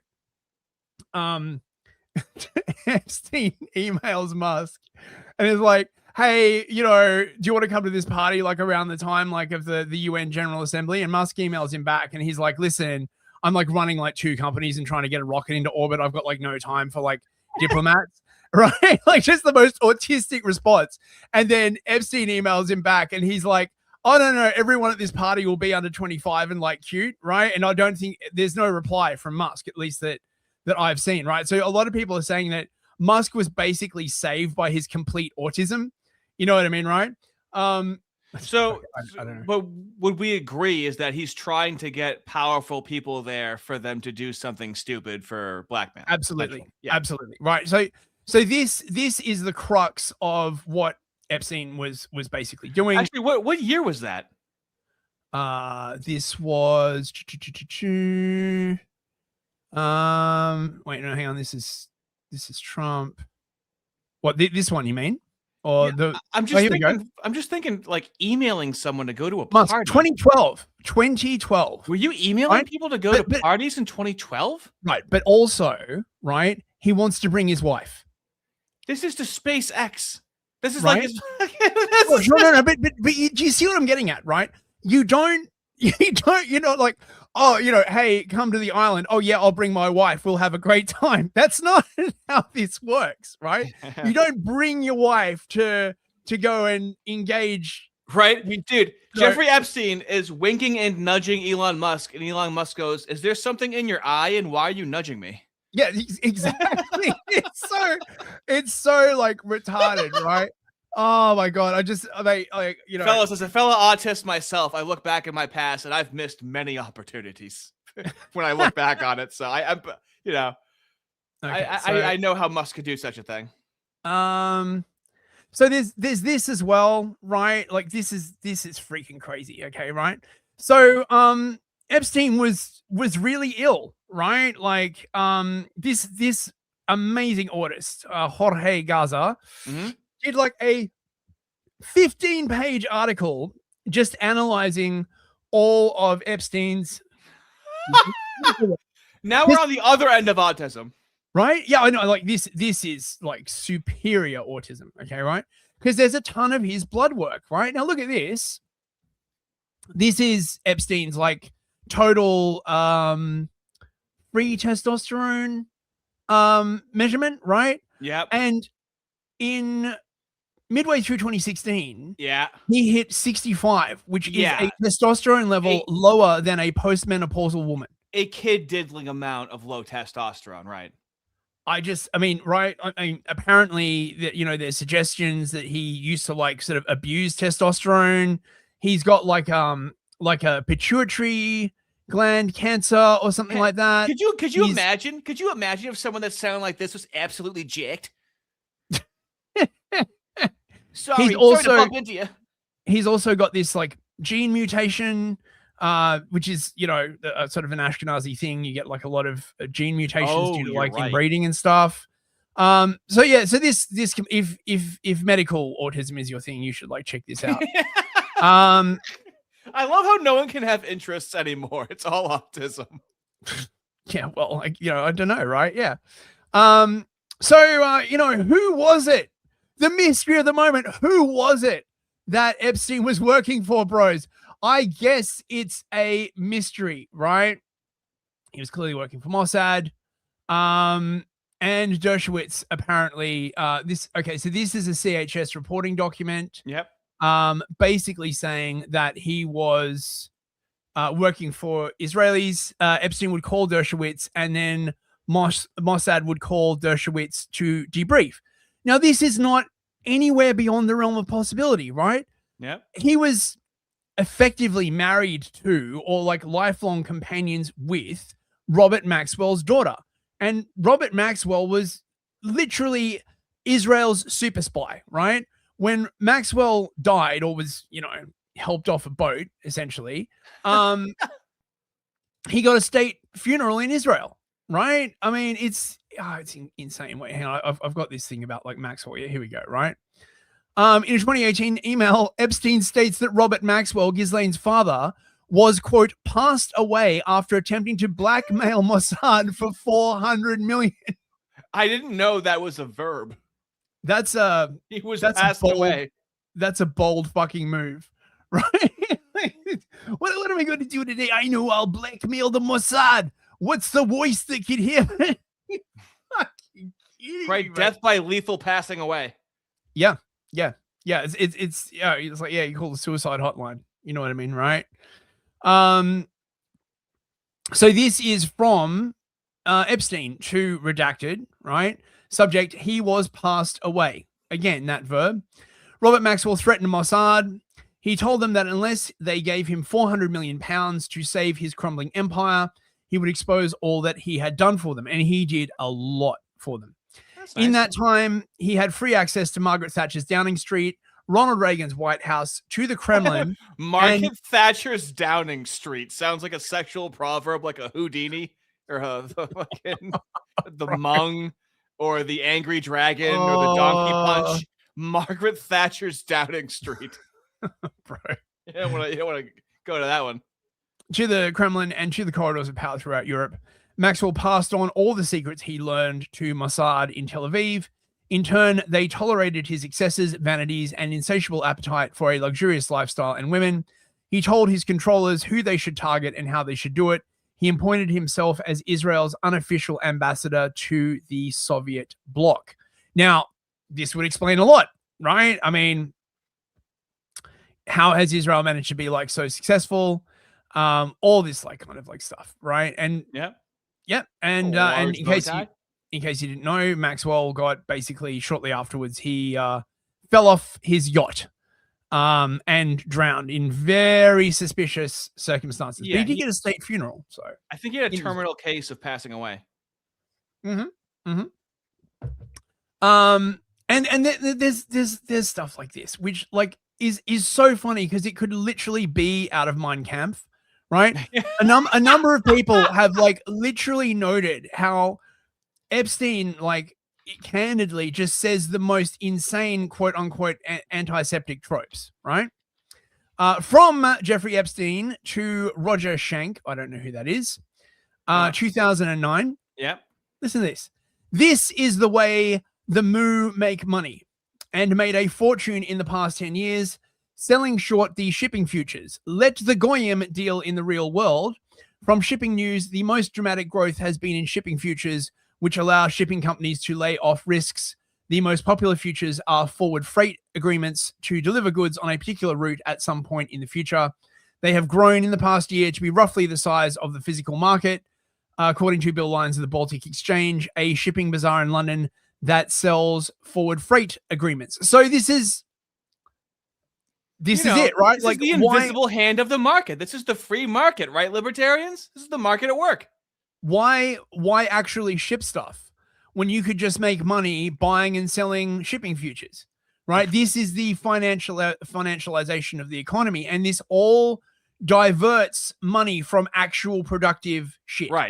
Right. And like, and this is funny why, because isn't that what like the commies complain about, and they just call it capitalism? But yeah, what do they really mean by capitalism? Yeah, what do they mean by capitalism? Global capitalism. The global capitalist, greedy capitalist pigs, capitalist elites. So we're seeing like sort of various theories come out. This is from Gummy, who I don't trust, but he's basically saying that the most likely explanation, okay, right? You notice all of these likely explanations like do not involve like the Moos in any significant way, right? Yep. He basically thinks that he got caught by the FBI and then turned to a confidential informant, and therefore sort of the more people he compromised, the more useful he was to the FBI, and This completely, of course, ignores his contact with people like Maxwell and Wexner, right? Like, so, yeah, fucking, whatever, right? And then there's this, right? This shit might actually literally bring down the UK government, right? It's insane, right? Peter Mandelson leaked sensitive UK government tax plans to Jeffrey Epstein. Not just that, right? He leaked to Epstein that there was like a bailout coming. He leaked to Epstein that like the prime minister was like about to resign. All of this stuff that you could have made tons and tons of money off by having like advanced knowledge of it, right? And Mandelson is now like out. He looks like he's about to get like arrested. They're definitely like conducting like an investigation. The thing is, Mandelson basically made Tony Blair, as I said, right? Here, I'll play a little bit of this just to give you a flavor of what's happening. This guy looks real interesting in the UK. We've just discovered another one that looks like he almost had an inside track into drafting legislation. Oh. A particular terminology that he wanted. And there is a telling line in some of these communications, almost a catchphrase for Peter Mandelson when he's passing stuff on to Jeffrey Epstein, and it doesn't make him look very innocent. He says, please protect. One of the other striking things about this entire story is that the sums of money don't look enormous. The money that appeared to go to Lord Mandelson's partner, not Mr. Yet, and to Peter Mandelson, though he claims no knowledge of that, don't look vast. But of course, people will be suspicious. This was all about storing up favours for contacts that would happen perhaps post the political career. As you said, we now have a potential for a police investigation. The cabinet secretary is being asked to investigate what went on. Amongst his investigations will be, which email was Peter Mandelson using? Was it his private one? Nothing should have gone to his private one if it was government business. If it was a government one, well, then some of the staff working for him should have known what was happening. As you said, this doesn't reflect well on Keir Starmer. It means that a problem he thought had largely been banished is back to haunt him, but also his chief of staff, Morgan McSweeney, who played a big role in not just appointing Peter Mandelson, but we think in slightly prolonging his time in that Washington job when many people thought it was up. Peter Mandelson is a man with an enormous sense of political history. And amongst the many elements of this disgrace is the government now looking at a law to try to remove disgraced peers. It could be known perhaps in future as the Mandelson Act. Now, the thing is, right, what the files are sort of describing is a UK, US, Israeli sort of network. Okay, right? So you've got the American end with people like Wexner, you've got the English end with people like Maxwell, Mandelson, you know, by extension like Blair, all that kind of other stuff, and of course you have the Israeli connection, right, through like Mossad, and it looks like mostly the American establishment has been protected, right? But this might collapse the UK government, which makes me wonder, because the Trump administration does not like the current UK government, right? And I can't say I blame them, right? Like, you know, they're always like, you know, I mean, only a demon. I'm sorry, only a demon could like your government. Oh yeah, I know. They're terrible, right? And they hate the Americans, right? It's like that classic Eurocuck thing you hear all the time. Oh, goddamn Americans, they're so uncultured. Like, do you know, like, they allow guns over there? Like, no. And just like, have you ever even been? Yeah, it is. Been to America? You fought it. There's nothing you can do about it. I mean, you know, I don't know. Maybe it's down to personal taste, but I fucking love that about America, right? All the things that they hate about America, I fucking love about America, right? You're trans-American. Yeah, I'm trans-American, right? Like, I literally be like, you know, like one of those foreigners, right? Like dressed up in like, you know, the America flag suit and shit, and being like, you know, God bless America, right? Hey, if you're a trans-American, we respect your pronouns, okay? I just figure America could like use more people that actually really like America, right? Rather than all dude, like, I mean, no, we're getting rid of people. We're gonna have to replace them. We should have people from white people. I mean, I don't know where this is advocated for or why it's not advocated more, but like, yeah, let's do the thing before the Hart-Celler Act and have people that are actually acclimated to the country and would fit in very easily with the country, know the language, already understand how things are. We'll have some fun cultural exchange between us. You know, my great-great-grandmother may have been born like, you know, 10 miles from where you grew up and stuff like that. It would actually be like really healing for the country. Yeah, I agree. Sort of like refold in the Anglo branches. Yes. Okay. So let's do a few more super chats. Oh, sure. Bubblegum Gun for $2. Thank you, mate. Hello. Christians still figured out they are the Moose pawns. That is a very, very complicated question. Yeah. That might have to be for the Christian stream, huh? Yeah. Hashtag not all Christians. But thank you very much for the super chat. Thank you. Molokai for 20 sec. Have you tried talking to Andrew Wilson? I have not. No. I don't know. I saw him like do a debate. I don't know. He seems all right. No, he is great. Okay. On this channel, we venerate the Andrew Wilson. Okay. I have never disagreed with him. I've been watching him for 8 years. And then, of course, I find out he's Orthodox every single time. Yeah, of course. I'm spiritually bonded to the Ortho bros. It's crazy. Yeah, well, that's because we're like nice. You know what I mean, right? Molokai actually sent that same message twice. Thank you, Molokai. I appreciate that. Thank you. Lazarus AF for 10 US dollars. Okay. Thank you, mate. Everything they're releasing has already been investigated. People online really think they'll find a smoking gun. Creating millions of Candace Owens was a terrible idea. Yeah. Look, I think that is a very perceptive take. Yes. And I feel as though we pride ourselves, and rightfully so, on being pretty responsible when being speculative, right? Instead of making bold claims out the gate and stuff like that and trying to be salacious, it's like, no. You can still be entertaining and be fair in your coverage, I think. I think, right, that after this, they're going to draw a line under it, right? In fact, I like, look at this. Look at this. This is what we're looking at. Pull it up. Wait, hang on. Where is it? Yeah, Koja. Got it here. Yep, right. Had this locked and loaded, right? Nice. They're going to draw a line under it, okay? And they're just going to say, right, that's over with now, okay? And by releasing all this schizo crap at the same time, they'll be able to say, oh, bro, that's just like schizo. Like, what are you, Candace Owens? Like, blah, blah, blah, blah, blah. And then everyone can go back to trusting the government again, right? Yeah, well, you're safe. Well, some of the people we saw on camera at the Like rally. the audio? Yep. Is there any chance that any of these individuals who partied with Epstein and engaged in, relations with minors will be prosecuted? Any chance? I'll never say no, and we will always investigate any evidence of misconduct. But as you know, it is not a crime to party with Mr. Epstein, and so as horrible as it's not a crime to email with Mr. Epstein. And some of these men may have done horrible things, and if we have evidence that allows us to prosecute them, you better believe we will. But it's also the kind of thing that the American people need to understand, that it isn't a crime to party with Mr. Epstein. It isn't a crime to have Didn't look like that's all that was going on some of those photos. I mean, if the photos could speak, some of them look pretty bad. That's right. And unfortunately, photos can't speak. And so we need witnesses, and we need Are there evidence, videotapes that you all have? Or, well, some of the people we saw on camera rallies. Is there any chance that any of these individuals... So it's over, bros.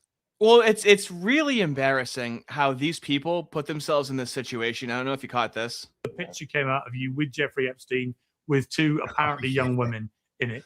What is your response to that picture? So at this point, came out of you, Epstein. At this point, I would be panicking. I mean, I guess I would see it coming, right? Can you scroll over to show the actual picture? Right, like scroll forward a little bit, right? Show the the actual picture came out. Young women, right? Young women. Okay, so this guy says that the woman he is behind is his ex-fiance. Correct. Right, and she's leaning on Epstein. Right, like, look, I don't know, maybe they're like in some kind of like weird polycule. It's a kind of an orgiac snuggle, right? It has that sort of polycule snuggle kind of vibe about it, right? I'm just saying. That guy is touching Jeffrey Epstein as he's hugging her, right? Yeah, and look at the look on that dude's face as well. What? You don't trust him? I don't know, mate. What is your response to that picture? And what is your response to the wider scandal of the Epstein files? Oh, well, that picture in particular happened around 20 years ago. I don't know, 19, 20 to 21 years ago, because that is a photograph of my fiance who invited me to this event. And that's where the picture was taken. I was never been in contact with Jeffrey Epstein before that photo, and I was never in contact with him after.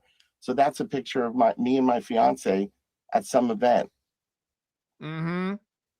Wow. So who was the fiance, if you don't mind me asking? She doesn't want me sharing her name in the case, but that's my fiance, 100%. Was my fiance. But you're not still. I'm not. Oh boy. Okay. Oh mate. Oh God. Boy. Point curation for 2 loonies. Thank you, mate. Tism represent. Indeed. Oh yeah. Yiz Eunuch for $2. Passed away is the new Clinton. Quite. Got a case of the passing away. Double Mumble, 3-month membership. Thank you, mate.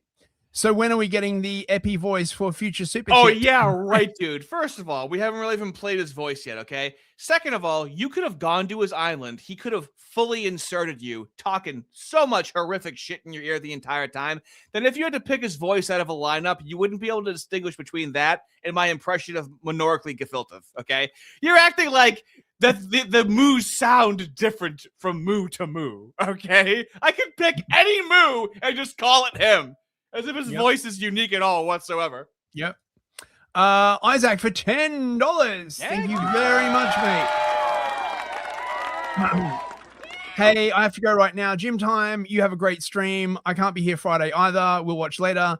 Have a great weekend, bro. Please post if you guys are having a hard Christian question stream. We will post. Thank you very much, You guys Isaac. are gonna have to beg for it. Okay. It's gonna have to keep coming. I'm not kidding. My brain. I had to edit another video.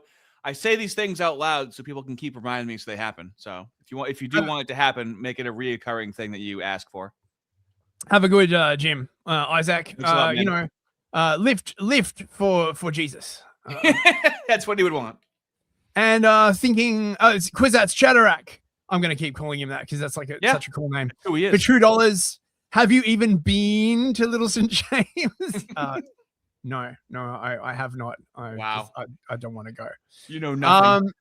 So just to give you an idea of the relationship between Mandelson and Epstein, right? Sure. Very, very like weird. Like I think that Epstein was bi, right? And not just because like he Aren't they had all? like amoebiasis, right? Which is a common complaint of the uphill gardener. Let's put it that way, right? Is a common intestinal bacteria infection for those who are of the Batty Boy extraction. But just like the emails between him and Mandelson are just really weird, right? You know, you don't care about me anymore. He's going on about like, you know, oh, it's been like ages since you've like talked to me. All this kind of like weird stuff. Men texting each other like that is so fucking Right, icky. but Mandelson is not only Mooish, but is also gay, right? So he's yet another one of the sort of like, you know, gay moos of which there are many in the sort of, you know, political scene now, essentially, right? Yeah, repairing the world, repairing the whole. Yeah, you know. There's a confidential human source saying that Trump has been compromised by Israel. Oh, well, that doesn't seem likely at all. Apparently, according to Epstein, who is talking to Michael Wolff, it was Marco Rubio that funded the Steele dossier. Now, that's going to make a very awkward luncheon, right? If Trump doesn't already know this, I mean, you know, the Steele dossier, right? Where it came out like allegedly that Trump was in like some hotel in Moscow and he like got this like hooker to pee on him while he was like in the bed that Obama they was were like they were hunting for pee-pee. Yep. Yeah, no, but I think the headline, there was a headline that said something like, there might be a pee-pee tape of Donald Trump. That's right. That's right. That was the story, the news story. According to Epstein, Putin thinks that Zelensky was being run by Israel. Shocked. Who would have imagined such a thing, right? So fucking weird. Then there's like all the controversy about him possibly still being alive, right? Would you believe this? Okay, the guy who did the autopsy on Epstein also did the autopsy for the O.J. Simpson trial. George Floyd, Kobe Bryant, Michael Jackson, John F. Kennedy, Martin Luther King, Aaron Hernandez, I don't know who that is, Phil Spector. Aaron Hernandez was a football player for the New England Patriots, and he had so much CTE and head trauma that he started turning into like a antisocial psychopath and leading a double life and like getting involved in like drugs and murdering people. Phil Spector, Sid Vicious, John Belushi, and Medgar. What the fuck? How old is this guy? Jesus. I don't know, mate. Right? So this apparently is the guy who did the autopsy. Now, this is quite interesting. I remember this post, right? So someone on 4chan and was like, not saying anything after this. Please do not try and dox me. But last night after 4:15 a.m., they took him medical in a wheelchair, front cuffed, but not one triage nurse says that they spoke to him. This person is allegedly in the Supermax prison where Epstein is. Next thing we know, a trip van shows up. We do not do releases on the weekends unless a judge orders it. Next thing we know, he's put in a single man cell and then hangs himself. Here's the thing. The trip van did not sign in and we did not record the plate number. And a guy in a green dress military outfit was in the back of the van, according to the tower guy who let him through the gate. You guys, I am shaking right now, but I think they switched him out. Ooh. Yep. So there is some speculation that Epstein may in fact still be alive. There are distinct differences between sort of like the photo of him alive and photo of him dead. Yeah, like that nose. Yeah, well, some people have said that, you know, after you like die, sort of like the cartilage decays a bit and but really it gives you a beak when you die. That's a new one. I mean, surely that would take a while to happen, right? You know how like everyone's technically born female, or not born, but like conceived female. We all start off. Do we all die as moos because we all begin female, so we kind of all end female? And then there is speculation that this was the body they used. Look at the similarity, right? Wow. Like this is Hillary Clinton's brother.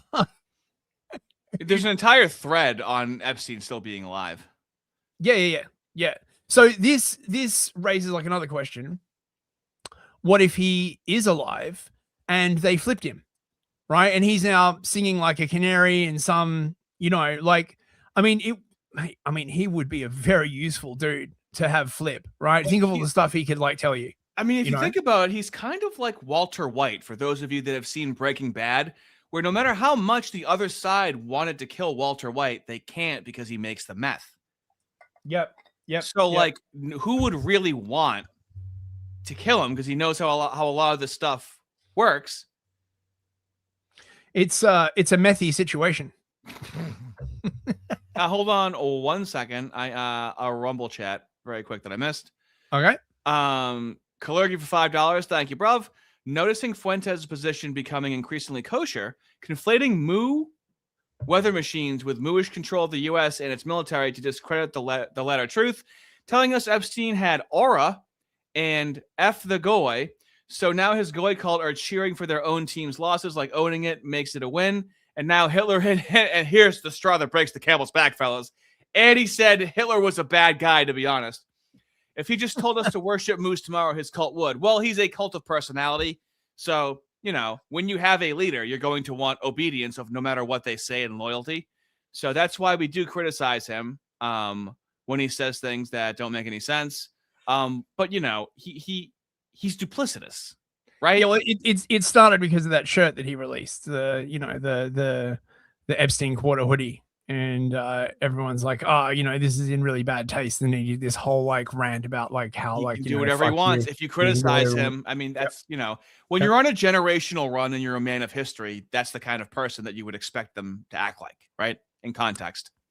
Aramaic Discourse for $5. I'm drunk at the dive bar. What did I miss? What did people ask what they missed? What are we supposed to say? I wish I could go to a freaking dive bar. I know. Fortunately, it's all on the stream, mate. We've just been talking about like Epstein. Nope. Hey, he gave us money. Recap the entire stream until right now. Okay. No, I literally can't.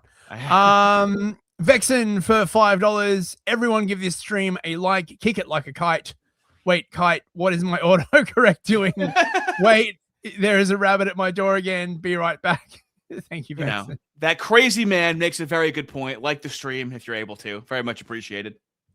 So then there's this allegedly footage taken from Little St. James showing Epstein alive, right? That could be anybody.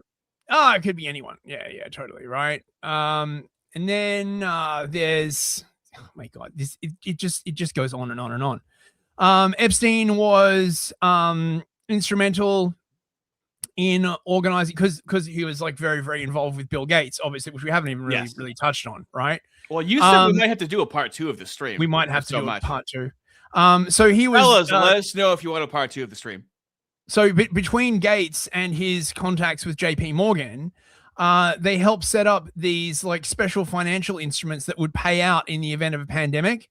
Okay, right? Like, In the event- 2011. isn't that kind of like who's the luckiest man in the world that did an insurance claim on the Twin Towers? Like You 6 mean months before? lucky Larry Silverstein? Yeah, there we go. Yeah. Truly. But in a tragic move, he only got the insurance payout for one building and not two. So he only got like 60, however many. You know he buildings. fought for it too. You know. Oh, you yeah, know that absolutely. pissed him off so fucking badly.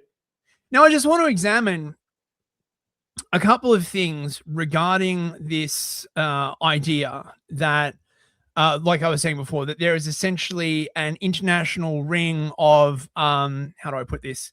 People who are very fond of children in the wrong way, and who may also. Well, yeah, but what do you mean, like in more detail? What do you mean the wrong way?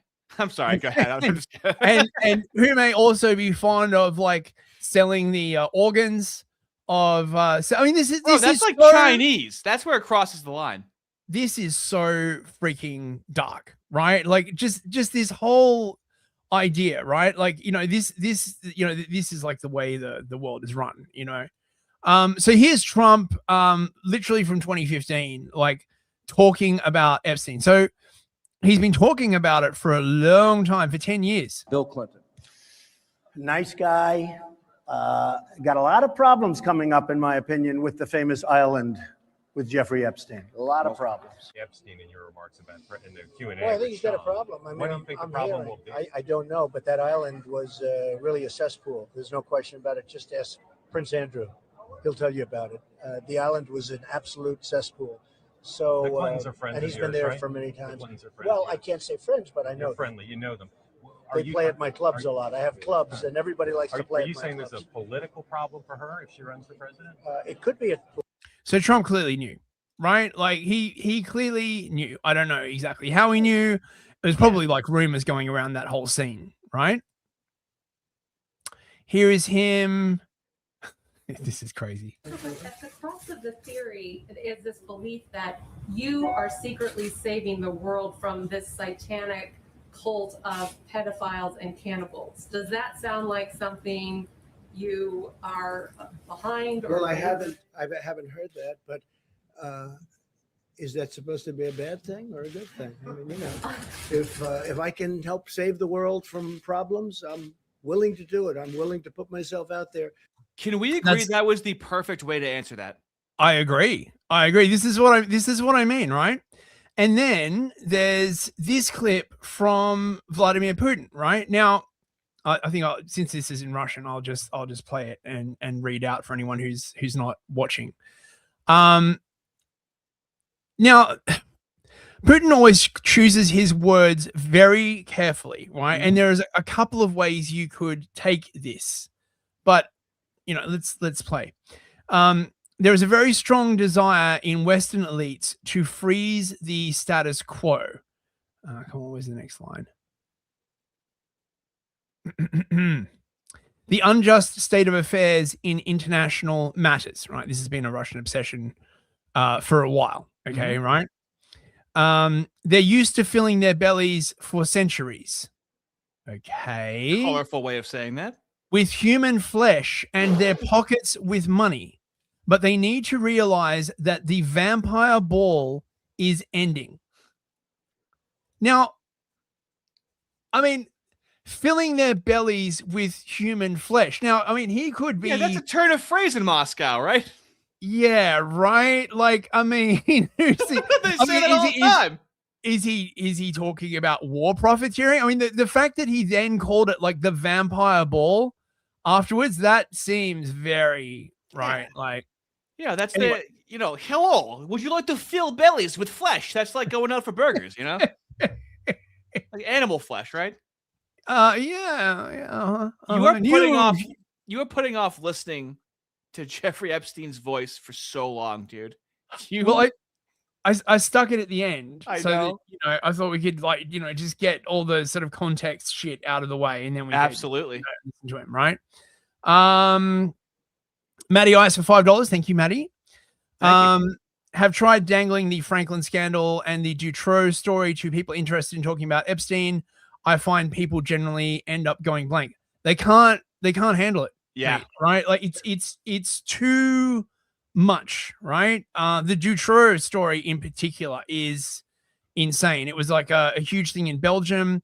It came out that basically their entire ruling class were pedos, and this keeps repeating over and over and over, right? To the point where it keeps repetoing. Oh my God. You have got to like wonder whether there's any ruling class in any Western or European country that is not controlled in this manner. Can we right? just can we just like is that really just the ultimate thing to do is ban kids? What about fucking animals? Have they tried that? We also don't like that. That's also taboo. Because can they pick a different taboo thing to do for the love of God? No, I reckon there's like a whole occult dimension to it, which is like just fucking evil. That's the thing to do. It's the most evil thing you can do. So I guess that's the pinnacle, right? So there's a bunch of clips that came out with it's a Steve Bannon. It's not like a proper interview. Basically, he did like about 9 hours of footage. Bannon was going to. Sorry, do you know when it's from? Yeah, Bannon was going to make a movie like to help repair Epstein's reputation. Oh, repairing the world, repairing his reputation. Convenient. This is not going to like look good for Bannon. I'm telling you, mate. Right? Did he tell anybody he was doing this? I don't know. There is a ton. Bannon is like all over the files. There's tons and tons of like chats between him and Epstein, particularly like about this stuff where he's helping him repair his reputation. So Bannon allegedly shot 9 hours of like video, and they were going to compress it down to like a 90-minute movie, and then do like a series, right? I don't know, mate. Like, because you hear Bannon at the beginning of this say that his voice isn't going to be heard, and that telling Epstein to repeat the question. So you're not even supposed to hear. This is the raw footage of Bannon, and buddy, you apparently know some stuff that you weren't telling us. Oh, and Crumbum. Oh, mate. Like, wait, hang on. Let me stick this up. Points out that Bannon was talking to Epstein about Tommy Robinson being their top guy in the UK. I believe he called him cheap. What? Yeah. Well, I mean, everybody knows this, right? Like everybody knows, right? Like Tommy Robinson is owned, by the Israelis, right? We did a stream on that, fellas. We did, right? And you don't have to be a body language expert to feel what Tommy Robinson must have been feeling. He had a very small posture when he was there. Yeah, man. So yeah, I mean, I didn't even like get to that. That's my point. This drop is like so huge. Anyway, let's get on to Epstein in his own words. You know, there's this argument that I reject that black people are less intelligent than white people. It's not true. We know, for example, that if I was in the forest and I had to run from the lion or figure out a way not to be eaten, and my competition is a local African, I'm the one who's getting eaten because they have the intelligence.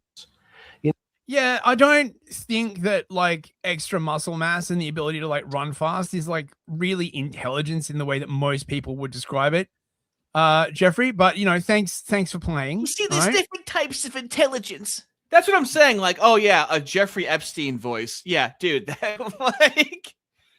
Now this is why a lot of people sound unique.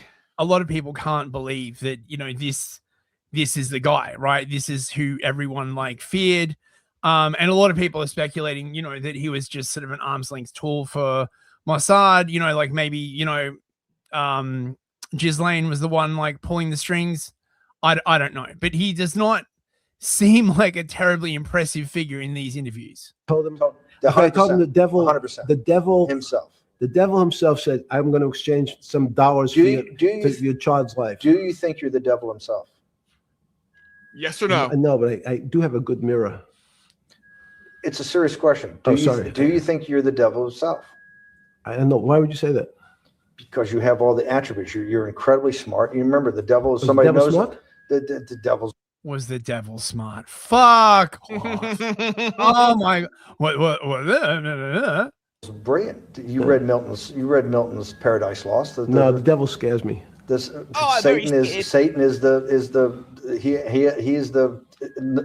is at the number 1 or 2 archangel, and the reason he goes to hell and leads the rebellion is because he can't be the top guy. He's learning about this And for his the thing first is, time, right? I'd rather reign in hell than serve in heaven.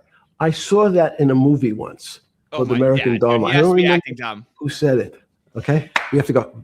Okay, good. Okay, let's leave. yeah, dude. Sorry, you're talking about Lucifer. That gives me the case of the Hebrew jeebies. 007 said something really, really good. He basically Sure. said he's talking about a scrying mirror. Interesting. Like, just what does he mean? Like, I've got a good mirror. Like, what the fuck does that like even mean, right? So he is the devil, but he's not the devil. That little duplicitous thing that they do. Yeah, but also possibly here it is, referring to a scrying mirror. What's a scrying mirror? Oh, I don't want to get into it. So, Dude, you're already trying to cover so much in such a quick amount of time. it's a spooky thing. Don't get into it. Yeah. So let me see. What else is this? This is supposedly Epstein revealing how smart he is again. Like this just doesn't impress me personally, but you know. Go back to human life. When do you think human life starts? It's not these. So you see, this is the question. You're asking me to measure something again. It's the It disease. can't be measured. You just hate making commitments. That's why I'm not married. I'm peeling this onion back a layer at a time. All your bullshit and happy target can't be measured like that. Is that to say measure it's a commitment. You don't even like a commitment when you answer a question. I don't As know. they say in golf, commit to the shot. I don't know what it means to be measured. You do know it needs to be measured. You're one of the Pause leading it. currency traders. No wonder why Bill Clinton is all over this thing, because when with the Monica Lewinsky thing and he got his dick sucked in the Oval Office, he actually said it depends on what the word is. Yeah, exactly. Like you can, someone who is capable of that level of dishonesty is just perfect for this project, so to speak. Cubics for 2 loonies. Thank you, mate. There's no way his voice can be that newish. Dude. Oh yeah. Yes, it can. So does that sound like Jeffrey Epstein, or does that sound like what you do when you want to make fun of every move that's ever existed? Oh yeah, I'll put his voice up there, and everyone's gonna be able to tell that it's him. All right. New GM for $5. Thank you, mate. Of course, the Devils Koi fears their master. Yeah, of course they do. And what they really fear is Christ, though. Honestly. I mean, Look are how the much- moos the devil's goy? For reasons of terms and services, I can't really answer that question. I think they are. In fact, I'm certain of it. Yeah, well, they certainly don't. Certainly don't like Jesus. Really don't like him. Spend an awful lot of time trying to convince people to like abandon him, and it's not really like true. And anything you do, wouldn't you rather be pagan or atheist or like they spend a lot of effort. But wait, why did you skip over Judeo-Christian? Yeah, you mean fascism, communism, right? Like, yeah. Just rape. Just like slam 2 diametrically opposite things together and just call the resultant mutant that that sounds like a Marxist synthesis, wouldn't you say? Yeah, it would. Yeah, I would. Hedge fund guys or stock market financial wizards. You're in the high priesthood of high finance. You certainly know how to measure. That's why you're a billionaire. Any other answer besides that is total and complete bullshit, and you know it. I know very few things. You know things can be measured. What a lying scumbag! I don't know why you don't like this guy. This I guy's know great. very few things. I know very few things. Yeah, right. He's hiding his power level. This is like Saul Alinsky 101 right now. Hide your power level. Measure every day. You weigh and measure every day. You weigh and measure people. You weigh and measure leaders. You weigh and measure economies. You weigh and measure politics. It's a very good. You weigh and measure. You weigh. Hang on. Your whole life, in fact, is measuring. So what you've now done is a great thing, is you've used the word measure, a mathematic term, in the common vernacular and abused it. So I don't even recognize what it means. It's so abusive to my feelings. It's abusive. God. What are you doing right now? You're abusing me with math, okay? Look at that freeze frame. Yeah, see how abused he is. Oh my God. Honestly, right? Like if you stuck that on a poster, you'd be done for a freaking hate crime. Like honestly, my God, It's right? abusive what you're doing. Well, no, he's saying that you measure a lot of things. So you Uh-huh. don't. Now we don't even know what the word. Oh my God, that was just. What do you mean by measure? You know, what I say to the left when they start doing that, I honestly don't know if you guys ever want to see me debate. Okay, I don't even think it'd be entertaining because I shut down as soon as whenever they go, what do you mean by that? I say to them, what do you mean by what do you mean? Every time because I already see where it's going. Yeah. I deconstruct the deconstruction. Schrodinger wrote a very famous book about what is life. He was trying to figure out a way, can he describe the difference formulaically between things that are alive and things that are dead? The answer is no. He cries out in pain as he measures you. That one got me. Okay. Oh my God. Don't you know, like Schrodinger wrote this famous book. You can't even tell the difference between something that is alive and something that is dead. Oh, come on. Like what the fuck is this, right? The things that are alive in my world are miracles, not magic. Magic has a bad connotation, We trying don't to hide believe in things. you don't believe in the spirit or the soul. That's what animates people, is your spirit or your soul. That's No. have you ever seen someone die? When they die, their spirit leaves. Their soul leaves, no question. So in There's fact, no question to you about no that. question. There's no question to you that there is some animating life force within us that leaves when you're dead. Yes, in fact, I refer to the soul. This obviously a certain the questions in the past, even Because during people would normally think you were soulless. So Thank you. Have you just no? I mean, Bannon is really pushing back on him. I mean, this is really quite you can interesting. see just with the tells, taking his glasses off, he's fidgeting, but he's still trying to act like he's unbothered. Yeah. When you talk about you actually believe in it and have done some thinking about it is pretty shocking in its own right, isn't it? Well, again, mathematics, Leibniz Leibniz thought. So Newton was at Cambridge and he was the head of the math department, right? He's a professor, essentially. Yes. But Leibniz, was Leibniz a German professor? Yes, but what Leibniz said is the soul is so strange because God took chemicals, which is simply the material, like tables, and he somehow made this material able to have a thought. How strange is that? Not only does it have Oh, for God. This is what passes for German philosophy, ladies and gentlemen. Like, oh my God. Oh, dude, he really has nothing to say. So Oh my God. These materials, things that he took things that already were just were made from lesser parts of other things. God just took these materials and slapped them together. Death Takes had a really, really good one. Where is it? He was like, we was tables and shit.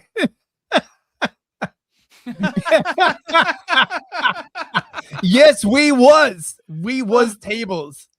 Have a soul, but this some way it was put together that this material substance is able to think. So when you say to me, it's obvious to everyone that there's such a thing as a soul. Pause it real quick. Is this how he picks up pussy at a party? Is this him being deep to a 21-year-old right now? No, I imagine. I don't know, maybe, right? Like, I always thought the way that he would pick up chicks would be like, oh, I can get you a modeling contract, come to my private island, I've got a Lamborghini or something. But then he's schmoozed, but he's gotta say something. He's gotta schmooze him. He's like, you ever think of God? You ever think it's weird how we just kind of stardust that God picked up with his bare hands and put us together like some sort of sandcastle? Oh my God. Yeah, I mean that's a really good point, right? Like it'd probably be quite easy to impress a 15-year-old. Well, that's what he's saying right now, so it's very elementary. I don't even know why. But here's the thing. Everything he says is very much a deflection. Did you notice that when you were listening to it? Yeah. He's very eager to go off, and then you try and pin him back on it, and he starts making a joke. It's like, no, I'm being serious, and he kind of resets. Very moo. I need to study these mannerisms. Let me give you I know in my case, Is your money dirty money? If you live, I just asked a question. Is your money dirty money? No, it's not. So in fact, why is it not dirty money? Because I earned it. But you earned it. I earned it legally. We went back to this before. You earned Yes. it. You earned it advising the worst people in the world, right? That do enormous bad things, and just to make more money. So if instead of asking me the question, should you take the money? Because I think it's a legitimate question. You think it's a legitimate question? Yes, no Why? question. Because I think ethics is always a complicated subject. Oh my God, It's very complicated. play the clip, mate. Play the. Yeah, I got you. I didn't see it coming, man. This is too good. It's actually really complicated. No, it fucking isn't at all. He might. We could do what? Soundboard roulette or bingo. Soundboard bingo. Soundboard bingo. That'd be fun.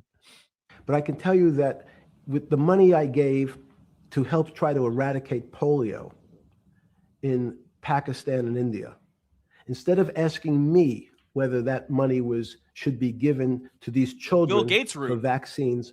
Yeah, so this ties into Gates. And by the way, I just like to inform the chat that those vaccines that he's talking about in Pakistan and India are the reason why the current circulating version of polio is a vaccine version, so that the strain that they use for the vaccination escaped and is now basically has like displaced the wild type virus. So they didn't eliminate polio, right? They in fact like spawned like another version of it. And this makes me wonder about Gates, right? And Soros and all these like, is that really a bad thing?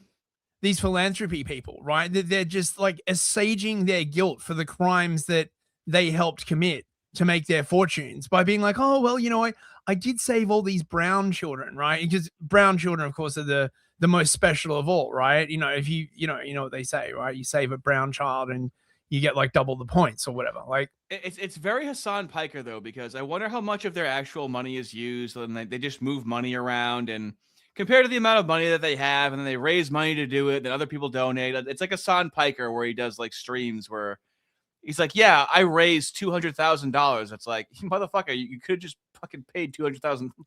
You have so much. You have like $30 million, and you're making your poor audience contribute to raise $200,000. I think you might want to ask their mothers who received the vaccine, who know their child now won't get polio, and ask them if Epstein should have helped these people.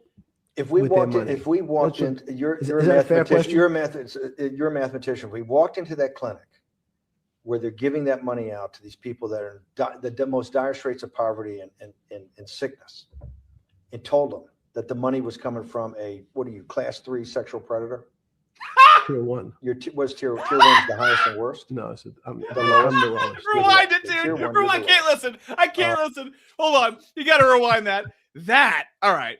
I was like, Steve Bannon, dude, you didn't really mention anything about this, but he really does lay down some fucking heat, dude.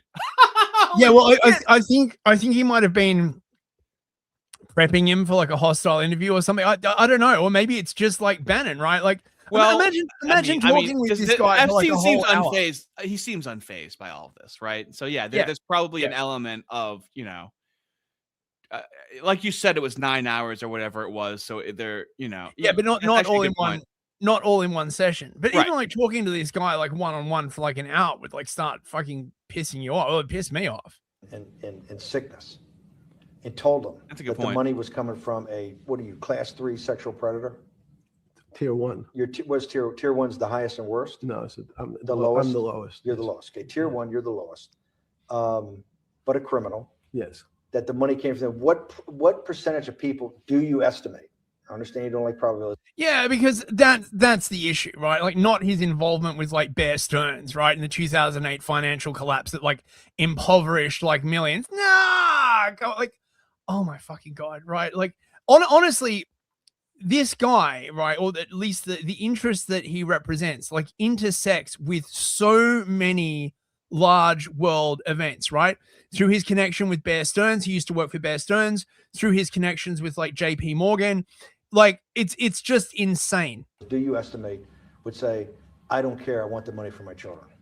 I would say everyone said, I want the money for my children. Did they know where the money came from? If I think if you told them, I mean, we didn't tell them, but if we did tell them, yeah. Well, you can imagine it would be like if we told them. Huh? Yeah, but also, right, like the way this question is framed, right? Like if you went to Pakistan and you said, oh yeah, I made my money, right? Struggle snuggling like white kids. They'd be like, well, I'm not white. I don't give a shit. They wouldn't give a shit. Oh yeah. What country are we talking about right now, Steve? Exactly, right? The appropriate question, right, is if you were doing like outreach in like, Appalachia, right? And you told the people that, you got your money, right? Like struggle snuggling like white kids, would they care? That is the appropriate question. I mean, all Epstein really had to do is go, so let me get this question straight. You're asking me that if people in Pakistan who just repeat the question slowly cared. The devil himself. The devil himself said, I'm going to exchange some dollars for your child's life. Do you think you're the devil himself? No, but oh yeah, right. And that's the bit we already watched. Okay, right. So do you think you're the devil himself? Yeah. Oh no, I'm asking you. So I actually, within 1 minute, he was like, well, you're a sexual predator and you're probably the devil. And then he tries to make a joke. Okay. That's the lack of remorse these motherfuckers have. Oh God. Couldn't even take it seriously. Or bank account and filling in their own. Oh yeah, no. So this is where he talks about the banking system, right? You said you have questions. Well, I have answers. Taxes. So many world leaders who don't really have a financial underpinning. Hang on, wait. We should do super chats. Sure. First before we get into this. All right. Cyber Chud for $5. Thank you, Rav. Friend of the channel. Moo learns what's in the Bible for the first time. Yeah. Well, I mean the New Testament. They love the Masoretic text, but they're not too keen on the Gospels for some reason. Matty Eyes for $5. Thank you, mate. Who do you think is a better mathematician, him or Master James? Wow. I mean, you have to, in the realm of mathematicians, you have to do who's a better mathematician, and you have to combine that with who is more difficult to listen to. I don't know. Hold on. I'm still new to Jeffrey Epstein, listening to him. So it's easier to listen to him for right now. I've listened to a lot of James Lindsay. Yeah. But I would easily say, I don't know, man. I don't even know if James is good at math at this point. Do you even think he's good at math? I'm not sure that Lindsay would be able to like comprehend the sort of like financial voodoo that Epstein is about to lay out. Who's more retarded, Jeffrey Epstein or James Lindsay? I don't know. I'd say they're retarded in different ways. I would say James Lindsay's more retarded. Yeah. James Lindsay isn't acting. TK for $5. Thank you, mate. His description of God is more like Yakub experimenting on an existing universe instead of the primordial creator. Yeah, this is a common Mooish trope. Yeah. The grand watchmaker, they call it. It's also like a Masonic thing, right? Like, don't look too close at the. He just picked things up materially. It made him out of materials. The blind watchmaker, he just set the universe in motion, but he doesn't like care about it. All this fucking bullshit. And Torch of Wyatt. Oh, good to see you, mate. For $2. There he is. Superior Mooish verbal IQ, ladies and gentlemen. And I am absolutely blown away. Yeah. Okay, so listen to this. Make fundamental errors when it comes to money on a country or institutional level. Let me give you an example. If you, Mr. Bannon, if I said your assets increased last year, you'd say, that sounds pretty good. And I said, what does that mean to you? You'd say, well, I have more money. I guess I'm wealthier. I'd say, yes. And if your debt increased, would you feel wealthier or poorer? You'd say, well, I don't want to have increased debt. I don't like the idea of that sound, increased debt. Now, that and world leaders understand when their assets go up, they feel better. However, institutions like banks things that people don't really understand are financial underpinnings of banks. When I say your bank, Mr. Bannon, you have the Bannon Bank, you doubled your assets. Sounds good, but what does it really mean? It means people owe you more money. You don't have any more money. What? Yeah. A bank's assets are how much it is owed by other people.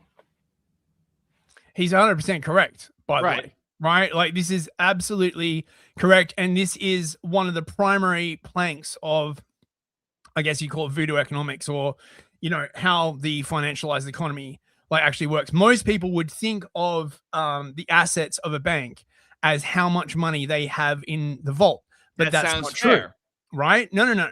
Now, under, you know, new accounting mechanisms, right, banks can count money they are owed as an asset.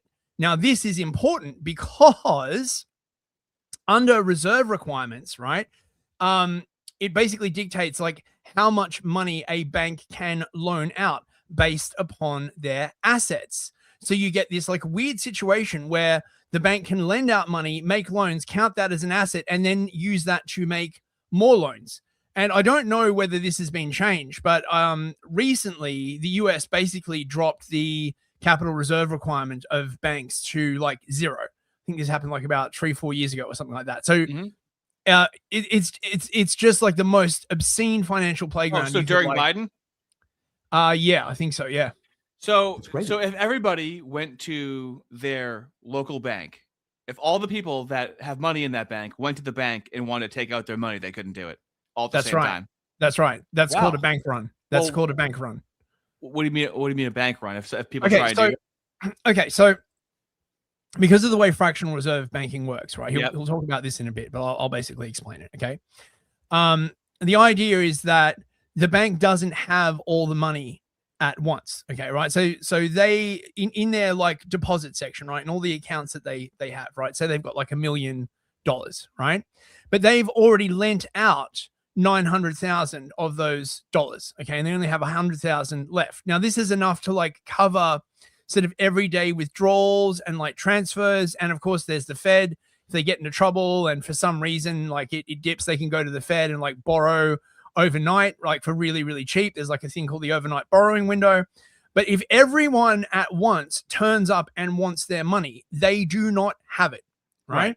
Now, when this happened in like Greece during like 2008, you get this thing commonly. Okay, so you've got basically sort of like two options. One, the government steps in, they print a shitload of money, they give it to the bank gives it to all the people, right?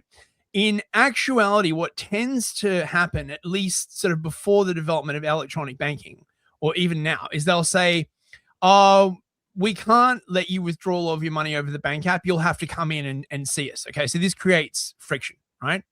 And then there's like a race basically to secure enough funds so that the bank run dribbles off, right? So you get like a few people, they come in, they withdraw their money, and then once the other people see that those people are taking all their money out and they're walking away, it starts assuming the bank has enough money. The government will come out and say the bank has enough money. Everything's like cool. You don't need to withdraw all of your money, right?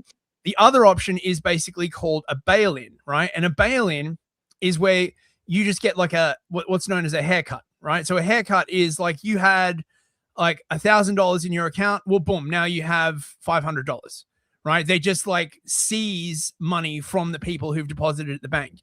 And usually the way they do this is they take money over a certain amount. So they'll say, if you've got more than 10,000 in the bank, we're seizing 50% of it, right? Or sometimes even more. That's called a bail-in. This is one of the reasons, why 2008 really pioneered the evolution of Bitcoin. Because quite frankly, leaving your money in a bank, it's not safe. It's not there. And the way they get around this is, number one, the convenience, and number two, what's called legal tender, which is that you have to pay your taxes in this currency. Right. Okay. You have to pay your taxes in US dollars, right? I have to pay my taxes in British pounds, right? And so this keeps up like demand for this currency. And the reason it's called legal tender is because the government passes laws basically saying you have to use this currency. And this forestalls what is known as Gresham's law, which is where people start to migrate to like better forms of money, right? They're like, well, you have to pay taxes in it, so it keeps the currency alive. In Ancien regime France, there was a currency called the assignat, and the assignat was just them basically just writing pieces of paper and just fucking like shoveling it out the door. And the reason it kept alive was because you had to pay taxes in assignat. So even if people had like gold or silver, when it came time for taxes, they had to use that gold and silver to buy assignat to pay their taxes. You feel me? Yep. Yep. So if the bank goes from $2 billion of assets to $10 billion, it means people owe it an additional $8 billion, but their assets have gone up. So the terminology of assets and liabilities is different for banks. It's not natural. And what most people, and you ask questions about world leaders, as many people, I think your old boss Mercer understood, there's a fundamental part of money, which is called fractionalized banking. And fractionalized banking is something that finance people understand, and the people on the street, and when I say people on the street, that's where I was when I started on Wall Street, would find it impossible to believe. Impossible. Why? Bannon Bank, I give you $1, just one single dollar. In our system of banking, I would say, okay, Steve, I gave you $1. How much could you lend out to your friends? Yeah, here it is. And the natural reaction would be probably something less than $1 because I want to keep something in my pocket. The way our system works is if you as a bank are holding my dollar, you can lend out an additional $8 or $9. No, it's impossible. I only have $1, Jeffrey. We have something called fractionalized reserves, which is if you have 1, you can lend out 9. That's the way our system works. And so not only do world leaders not understand banking, but the man on the street, my father worked in the park department, it would be beyond his imagination that people could lend out more money than they actually had in their pocket. Yeah, but it's more than that. As I was saying, right? People call you schizo when you point this out, right? So there's another thing that most people are not aware of, right? Which is that most money creation comes from private banks, right? Most money creation is not actually from the government, right? Because when banks loan out money, they just create that money out of thin air. Now, this was like a theory that was like going around for like ages. Everyone's like, oh my God, you're a total schizo. And so then these people in Germany were like, right, we're going to solve this question once and for all. Okay. And they got access like to a bank, to these people who were like willing to, be part of this study. And they did. They created the money out of thin air. So there's a whole bunch of people, even in banking, who don't understand how this works because they think it's fair. Well, excuse me. Well, what they basically, the way they sort of like cope it to themselves is like, well, we might be creating money, but there is rules on how much money we can create. It's not just infinite money. And somehow that makes it okay, right? Unless there's like a bailout, in which case, like, it's functionally infinite money, right? And the people who understand this, the people who can manipulate these, it's not necessarily infinite money. It's can't fail money. You always have enough money, but you can't just print infinite money. But you always have enough. Well, not you. They always have enough money to cover. Right. But not only that, right? You've got to understand, like, a lot of commercial stuff is basically a race condition, right? It's about who has more money in any given situation.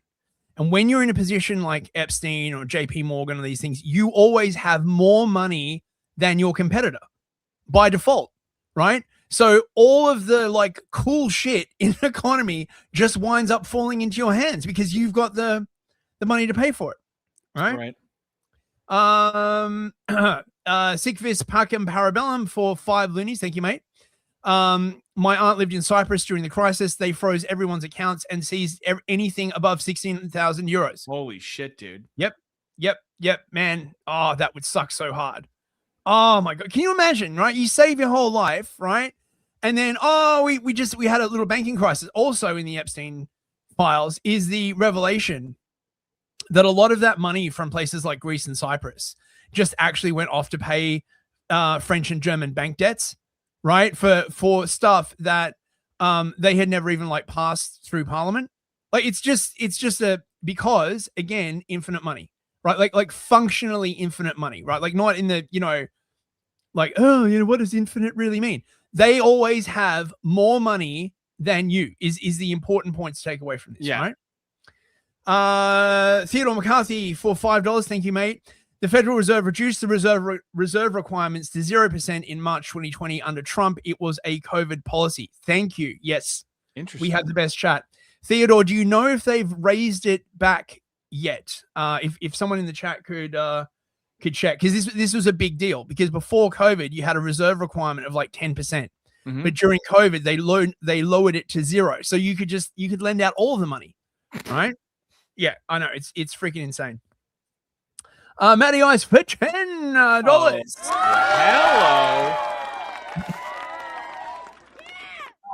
Covering this stuff in such good humor, mates. Wondering if you have emotional problems for being interested in such things, and then seeing hard G's in emails. If Intel Zio pedo rich is crazy. Yeah, that's actually a very sincere compliment, because I'll tell Fist beforehand where it's like, you got to make it funny because it has to be talked about. So that was actually a very sincere compliment. I appreciate that. I actually find this less difficult to cover than what's going on in the UK, because honestly, right, like the stuff going on in the UK is just so bleak. It's just it's more visceral. Day. It's more visceral. Well, it's, every single day there's like a migrant snuggle every single day, like another stabbing. Like the latest thing is like, they have to make the countryside like less white. So they're basically going to offer like all the migrants like all this like money and benefits and stuff to like move out to the country where all the white people are escaping to, because right? Like Japan doing this with Nigerians in certain prefectures. Possibly. It's the same shit, like again and again and again, always. Now, I don't 100% know whether this is true. Supposedly, this is Epstein's niece. Yeah. Right? And she has some interesting things to say about Epstein and his crew. The cult of Baal, B-A-L. My family masqueraded themselves as Jewish publicly, but behind closed doors, at Passover dinners, when I was drugged, would admit, we are Satanists. They told me that we belonged to the cult of Baal, B-A''A''L. They told me this with consistency while I was being abused. Now, what you can look up about the cult of Baal, information that is publicly available, is that it is thousands of years old. It is a Phoenician satanic fertility cult. And publicly, it's supposed to have been eradicated. But to my knowledge and my experience, it is not. This is what people perceive the Illuminati to be. It is a group of elites that practices forced and uses these crimes to control people. They happen to have. I freaking hate it when they like cut words out and you're like, what the fuck is she like talking about? I mean, something horrible. Nothing good. Nothing good. Yeah. But apparently, according to Grok, there's no credible evidence that links Anya Wick to Jeffrey Epstein as his niece. Oh, really? This could have been scrubbed. Huh. But so I guess we don't have necessarily a confirmation. So that's a yellow light. Well, that's sad. Thank you for looking that up. I just stuck this in my stack because I wanted to talk about the possibility of the Sabbateans and the Frankists, the sort of like antinomian Muish strain, right? So there has been for centuries this strong sort of antinomian strain in certain sects of Judaism. Antinomianism is essentially the idea that the way to get closer to God is through sin. So the more you sin, right, the closer to God you are. And there is an offshoot of this idea that the way to get the Messiah to return is to break the world, right? So, it's Hegelian, right, James? Yeah, right. Like, and so, there's a Mooish idea that your actions on Earth can influence the timing of the return of the Messiah, right? And the sort of antinomian version of that is to just like go full pedal to the metal and basically be like, you know, until like we completely break the world, until the Moos are like under threat of annihilation, the Messiah won't come back. And when he does come back, it'll like be to like save us all, which is like, you know, and this does not represent, by the way, the view of most Moos, right? Like this is essentially a Mooish heresy. And a lot of the Moos, they really, really hated the Frankists and the Sabbateans. Yep. The Sabbateans came from Sabbatai Zevi, who was around in the early 17th century after the Spanish expulsion. And he basically, he sort of became like a weird sort of like Jim Jonesy kind of like figure, basically. Like, so he came on the scene after he had like a dream where an angel came down and like touched him on the pee-pee. I'm not kidding. This is really real. Yeah. And then the Dude, angel. Where were those angels when I was a kid? What the fuck? The angel left a mark on his pee-pee, right? So it was clearly like real, right? This is totally true. This is the story of Sabbatai Zevi is the most mental freaking story. Anyway, right? So he started like doing all this very. I also have good news about Anya Wick, real quick. Okay. Oh yeah. Give me like 30 seconds. No credible evidence links Anya Wick to Jeffrey Epstein as his niece.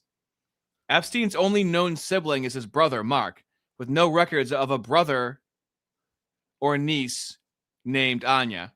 And then the person goes, "What are the names of Mark Epstein's children?" And Grok goes, "Mark Epstein, brother of Jeffrey Epstein, has 2 children with his former partner, according to public records and reports. Their names are not explicitly detailed." Okay. So there's no official proof of what their names are. So the claim is that she's not the niece because there's no confirmation. However, there's no confirmation as to what exactly his niece and nephew's names actually are. Okay. So we'll have to file this as unconfirmed. Correct. Chat, right? Okay. But the reason why I wanted to play this, as I was saying, is that this idea that there's like an antinomian cult, right? Like the Sabbateans or the Frankists that live essentially inside Mooery, or, you know, in the case of the Donmei, they pretended to convert to Islam, right?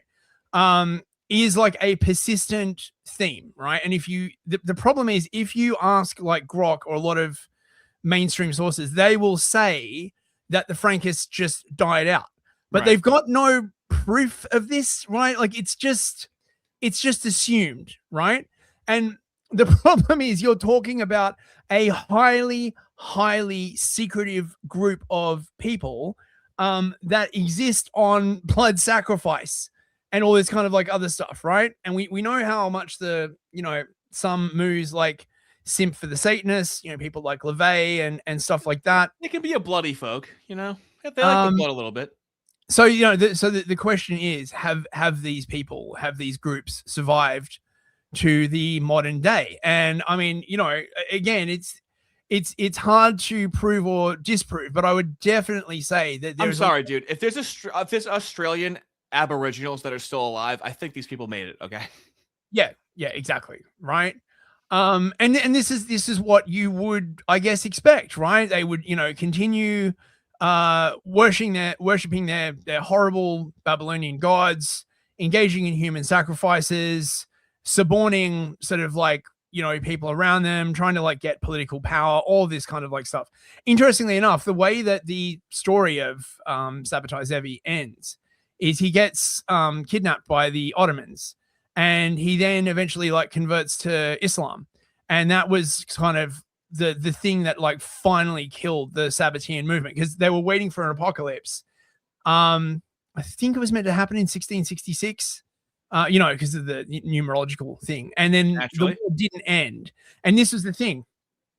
All of the Moos that were like sort of glazing Sabbatai Zevi, they started like forgetting all of their traditions. They started like breaking the laws. They're like, you know, why do we have to like keep to the the Sabbath and do all these other stuff, right? The world is about to end, bros, right? It's a new time, no.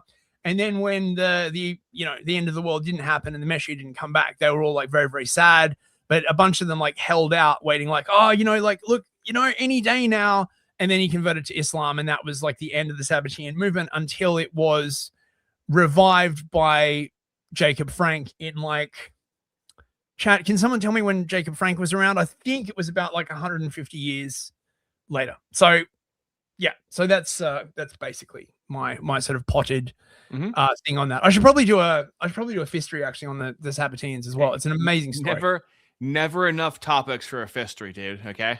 That's a good point. I feel like I have an infinite amount of movies to watch from the 80s, 90s, and early 2000s. You probably have even more from, thousands of years of history. Oh yeah, man. I mean, again, it's just less mentally taxing than covering like the precipitous decline of England. Like it is just like my eyes have just started glazing over now, right? Like, you get it. It's the same shit at a certain point. Arden Party 1726 to 1791 for Jacob Frank. Thank you very much. So yeah, about 50 years later. So I think is that it? I think that's the wait, is that the end of my stack? We could listen to a little more. I've got this. So at the end of the day, bros, just don't think about like prosecutions or any of that kind of like stuff. Eat your Goy Slop Jr. Yeah. Look, go down, get yourself a Goy Slop Jr. And just don't worry about it, man. Thank you. You said this is the end of the Epstein of your review of the Epstein files.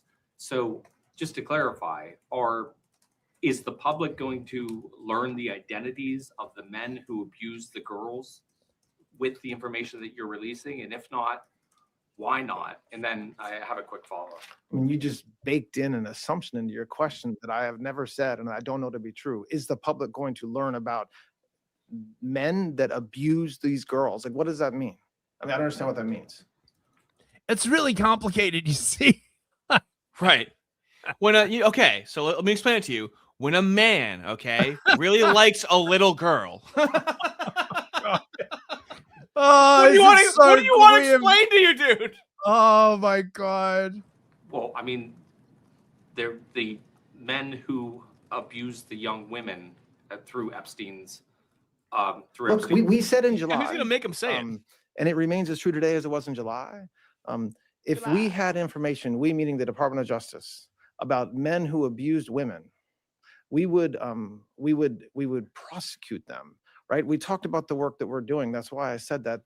I said this earlier. There's this built-in assumption that somehow there's this hidden tranche of information of men that we know about that we're covering up or that we're choosing not to prosecute. That is not the case. I don't know whether there are men out there that abuse these women.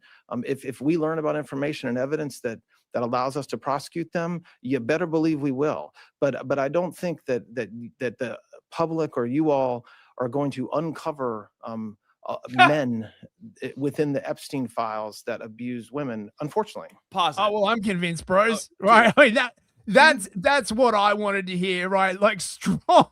Didn't we just have Nick Shirley uncover the Minnesota fucking billions of dollars in fraud? Like, don't we have Nick Sortor uncovering the things that the fucking feds aren't like? This happens all the time that you guys don't fucking do it. I mean, mate, look at that freeze frame. What? Holy shit. What are you still talking about the Epstein files for? It's been a long time ago, right? We talking about slavery. You think this guy's going to cover up child sex trafficking? Really? Is that a face of a man that would cover that up?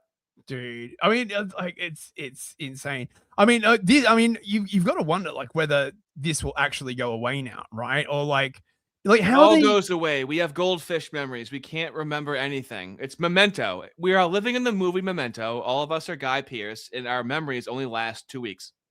Yep. Psychedemic Station for €5. Thank you very much, mate. Thank you, bruv. The issue isn't that the money, I believe he's talking about, is actually infinite. It's that there's nothing to prevent a loop from being created, which steadily generates more and more of it. Yes, thank you, Psychedemics Legend. Yeah. The reason I use the term infinite money is that it's just a good way for people to sort of visualize it. You are correct. It is not mathematically sort of infinite. It's just that it's always going to be more than anyone outside that network has access to. If that makes sense. Yeah, they're always taken care of. Yeah. And Damask for $10. Look at him go. Are you there? Always appreciate your breakdowns, Fist. You all do great work together. Thank you very much, Damask. I know. Fist does 95% of the talking, and I do the equivalent of a fart joke for the other 5% of the time. You know, it really is a 50-50 partnership on things like this, you know? Yeah, but it wouldn't be anywhere near as like good to listen to without the fart jokes, right? like honestly, you know, I'm greasing the wheels, you know. Greasing those wheels. So I think that's it. So I can give you an idea of what prompted me to start working on a Destiny video. Okay, let's do a change of pace. This is why I focus on the. So okay, I guess this was important. Okay, let me focus on my drama. That was Fist's drama that he wanted to focus on. Okay, he took a long time with it too. But let me show you about my drama that I'm going to focus on. Okay. I don't know where you're at on the political spectrum. I describe myself as like very solidly center left. Like I'm very solidly center left. He's not one of those crazy commies. He can't even call himself a sock dem because he doesn't want to be anything even remotely close to a socialist. Okay. Nothing. Like I don't even describe myself as. I don't understand these people, right? Like when I look at Destiny talk, I'm just like, who the fuck is this guy? He is the grandfather of political streaming. He's been doing it essentially longer than anyone ever in history. Right. I mean, I get that, right? But is anyone? Oh my! Like, I don't know. Maybe it's just me, mate. Right? Now, okay. So this is why we just saw your autism. Okay. My autism that revolves around my channel is how does this rhetoric work so well? How? Because it seems sloppy to us. We're like, who the hell finds that compelling? And I'm addicted to breaking it down and fucking viewing how we're doing. So anyway, listen to this. I don't even describe myself as sock dem anymore, unfortunately, because I feel like everybody that says they're a sock dem is really just a socialist or a dem sock in disguise, and all dem socks become communists or tankists or whatever. But regardless of that, I love Mamdani. I love the way he speaks. I love his communist messaging. I love that even though some of his policies I think are to the left of me, I like that he wants to try them. And some of his policies are to the left of him, and it's good that he wants to try them. So, bro, why don't you want to be a communist? Wait, what did you just say? So there's that. Hold on. It's got like a realistic way to implement them because if they fail, I can point to their failures. If they work, I'll change my mind on them. We'll just use society as a never-ending experiment, right? Yeah. We don't have enough knowledge at this point to know what works and what doesn't work. Yeah. With infinite respawns for the left, every time, right? It's going so to they be can always. Here's the thing, but this is why James Lindsay was so important. Okay, the anti-communism stuff everyone can get on board with. The anti-communism stuff is the gateway to the JQ. Okay, that's where it leads. So the necessary bridge is really harping down on the anti-communists, and then it's like, well, where does that communism come from? But he can't even see communism. Okay, so you have tiers. You first have to be able to acknowledge communism, not even say it's bad. But I don't even think he can fucking see communism, let alone the mooery. Newsom, I love how positive and strong Newsom. And he loves Newsom, who had Xi Jinping, communist, most powerful communist in the world. No. She is a national socialist. You can't say that the Chinese are communist anymore. They're national socialists. Right. Totally, very, very different. They're not trying to like seize the means of production or like institute a communist society anymore, mate. They're national socialists. Oh, they're dude, socialists, but only for the Chinese and screw everybody else. You know. I'm just gonna murder them with peaceful characteristics. Okay. Okay. His messaging has been, I love what the. I just saw an Ilhan Omar tweet. Ilhan Omar, daughter, communist. I can pull that up. That had the hammer and sickle in her profile. Everyone he's naming has had some sort of either direct or I mean, essentially another direct degree away from a communist. And he's like, well, I'm like center left. That's what I'm saying. Like the center is right wing. Who's a sane person on the left, dude? It's getting crazy. It's looking like zero. Like an hour ago, where somebody was like, why didn't you even run away or whatever? And she was like, because, my honor and integrity are more important to me because I have a spine, unlike you cowards. And I was like, damn. So yeah, it's wildly delusional. It's the kind of thing where the left needs to start fighting back against the right. Is like, this is in the same way that you're showing people this more, not even meta, but like what, deep state, something a lot deeper and global and not conspiracy, but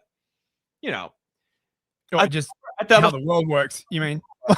Yes, right. But in the most ultimate sense, literally the world. Yeah. Echelons of power, how it works.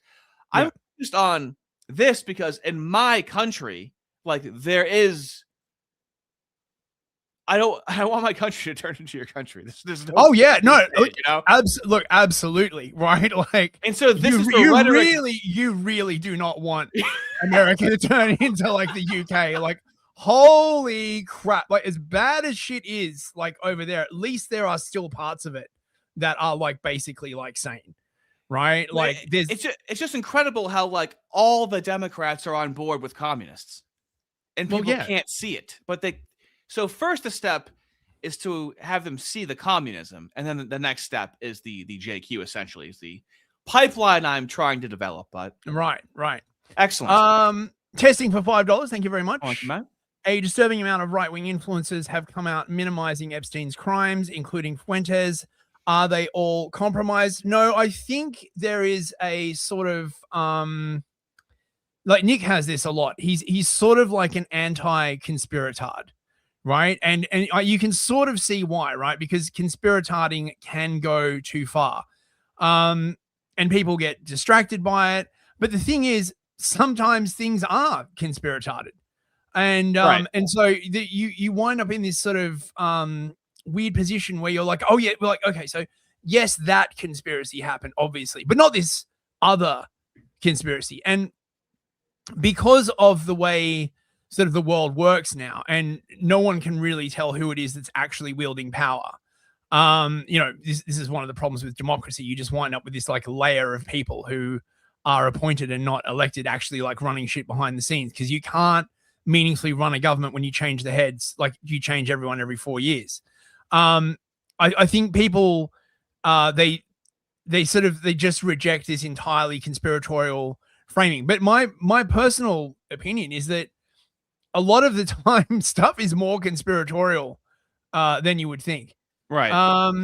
Vexen for $5. Never underestimate the power of a well-timed fart joke. That's a good point. Well-timed. And Ardent Party for 2 loonies. Jaw's been unhinged so much it's off its moorings. Very nice. That's the goal. That's the goal. Right. So I think that's it, bros. We absolutely. Done? I gotta start tomorrow's slop today. Slop's not gonna make itself, right? ANN. Tomorrow's slop today. Thank you everyone who super chatted. I appreciate it. We will be back on Friday. Maybe we might have to do like a part 2 of this. Might have to. A lot of people were saying part 2. This went really well. Yeah. It finally happened, right? This isn't just like this isn't just some drama stuff. I was joking. Yeah. This is actually like the thing, and it's the globe. It's actually the world. It's the highest echelon. Nothing ever happens, bros. BTFO'd. But dude, Something this time happened. Right, exactly. Yeah. So, yeah. Hell yeah. That's what it's looking like. All right, we'll see you all on Friday. Take care, everyone. Love you all, fellas. We have the best fellas. Best fellas. It's awesome. Good night, everyone. Later, dog. Artie and Fist. You can be sure that we're both on a list. Artie and Fist. You can be sure that we make the moose piss. Streaming through history, uncovering mysteries as to why the whites are living in misery. We keep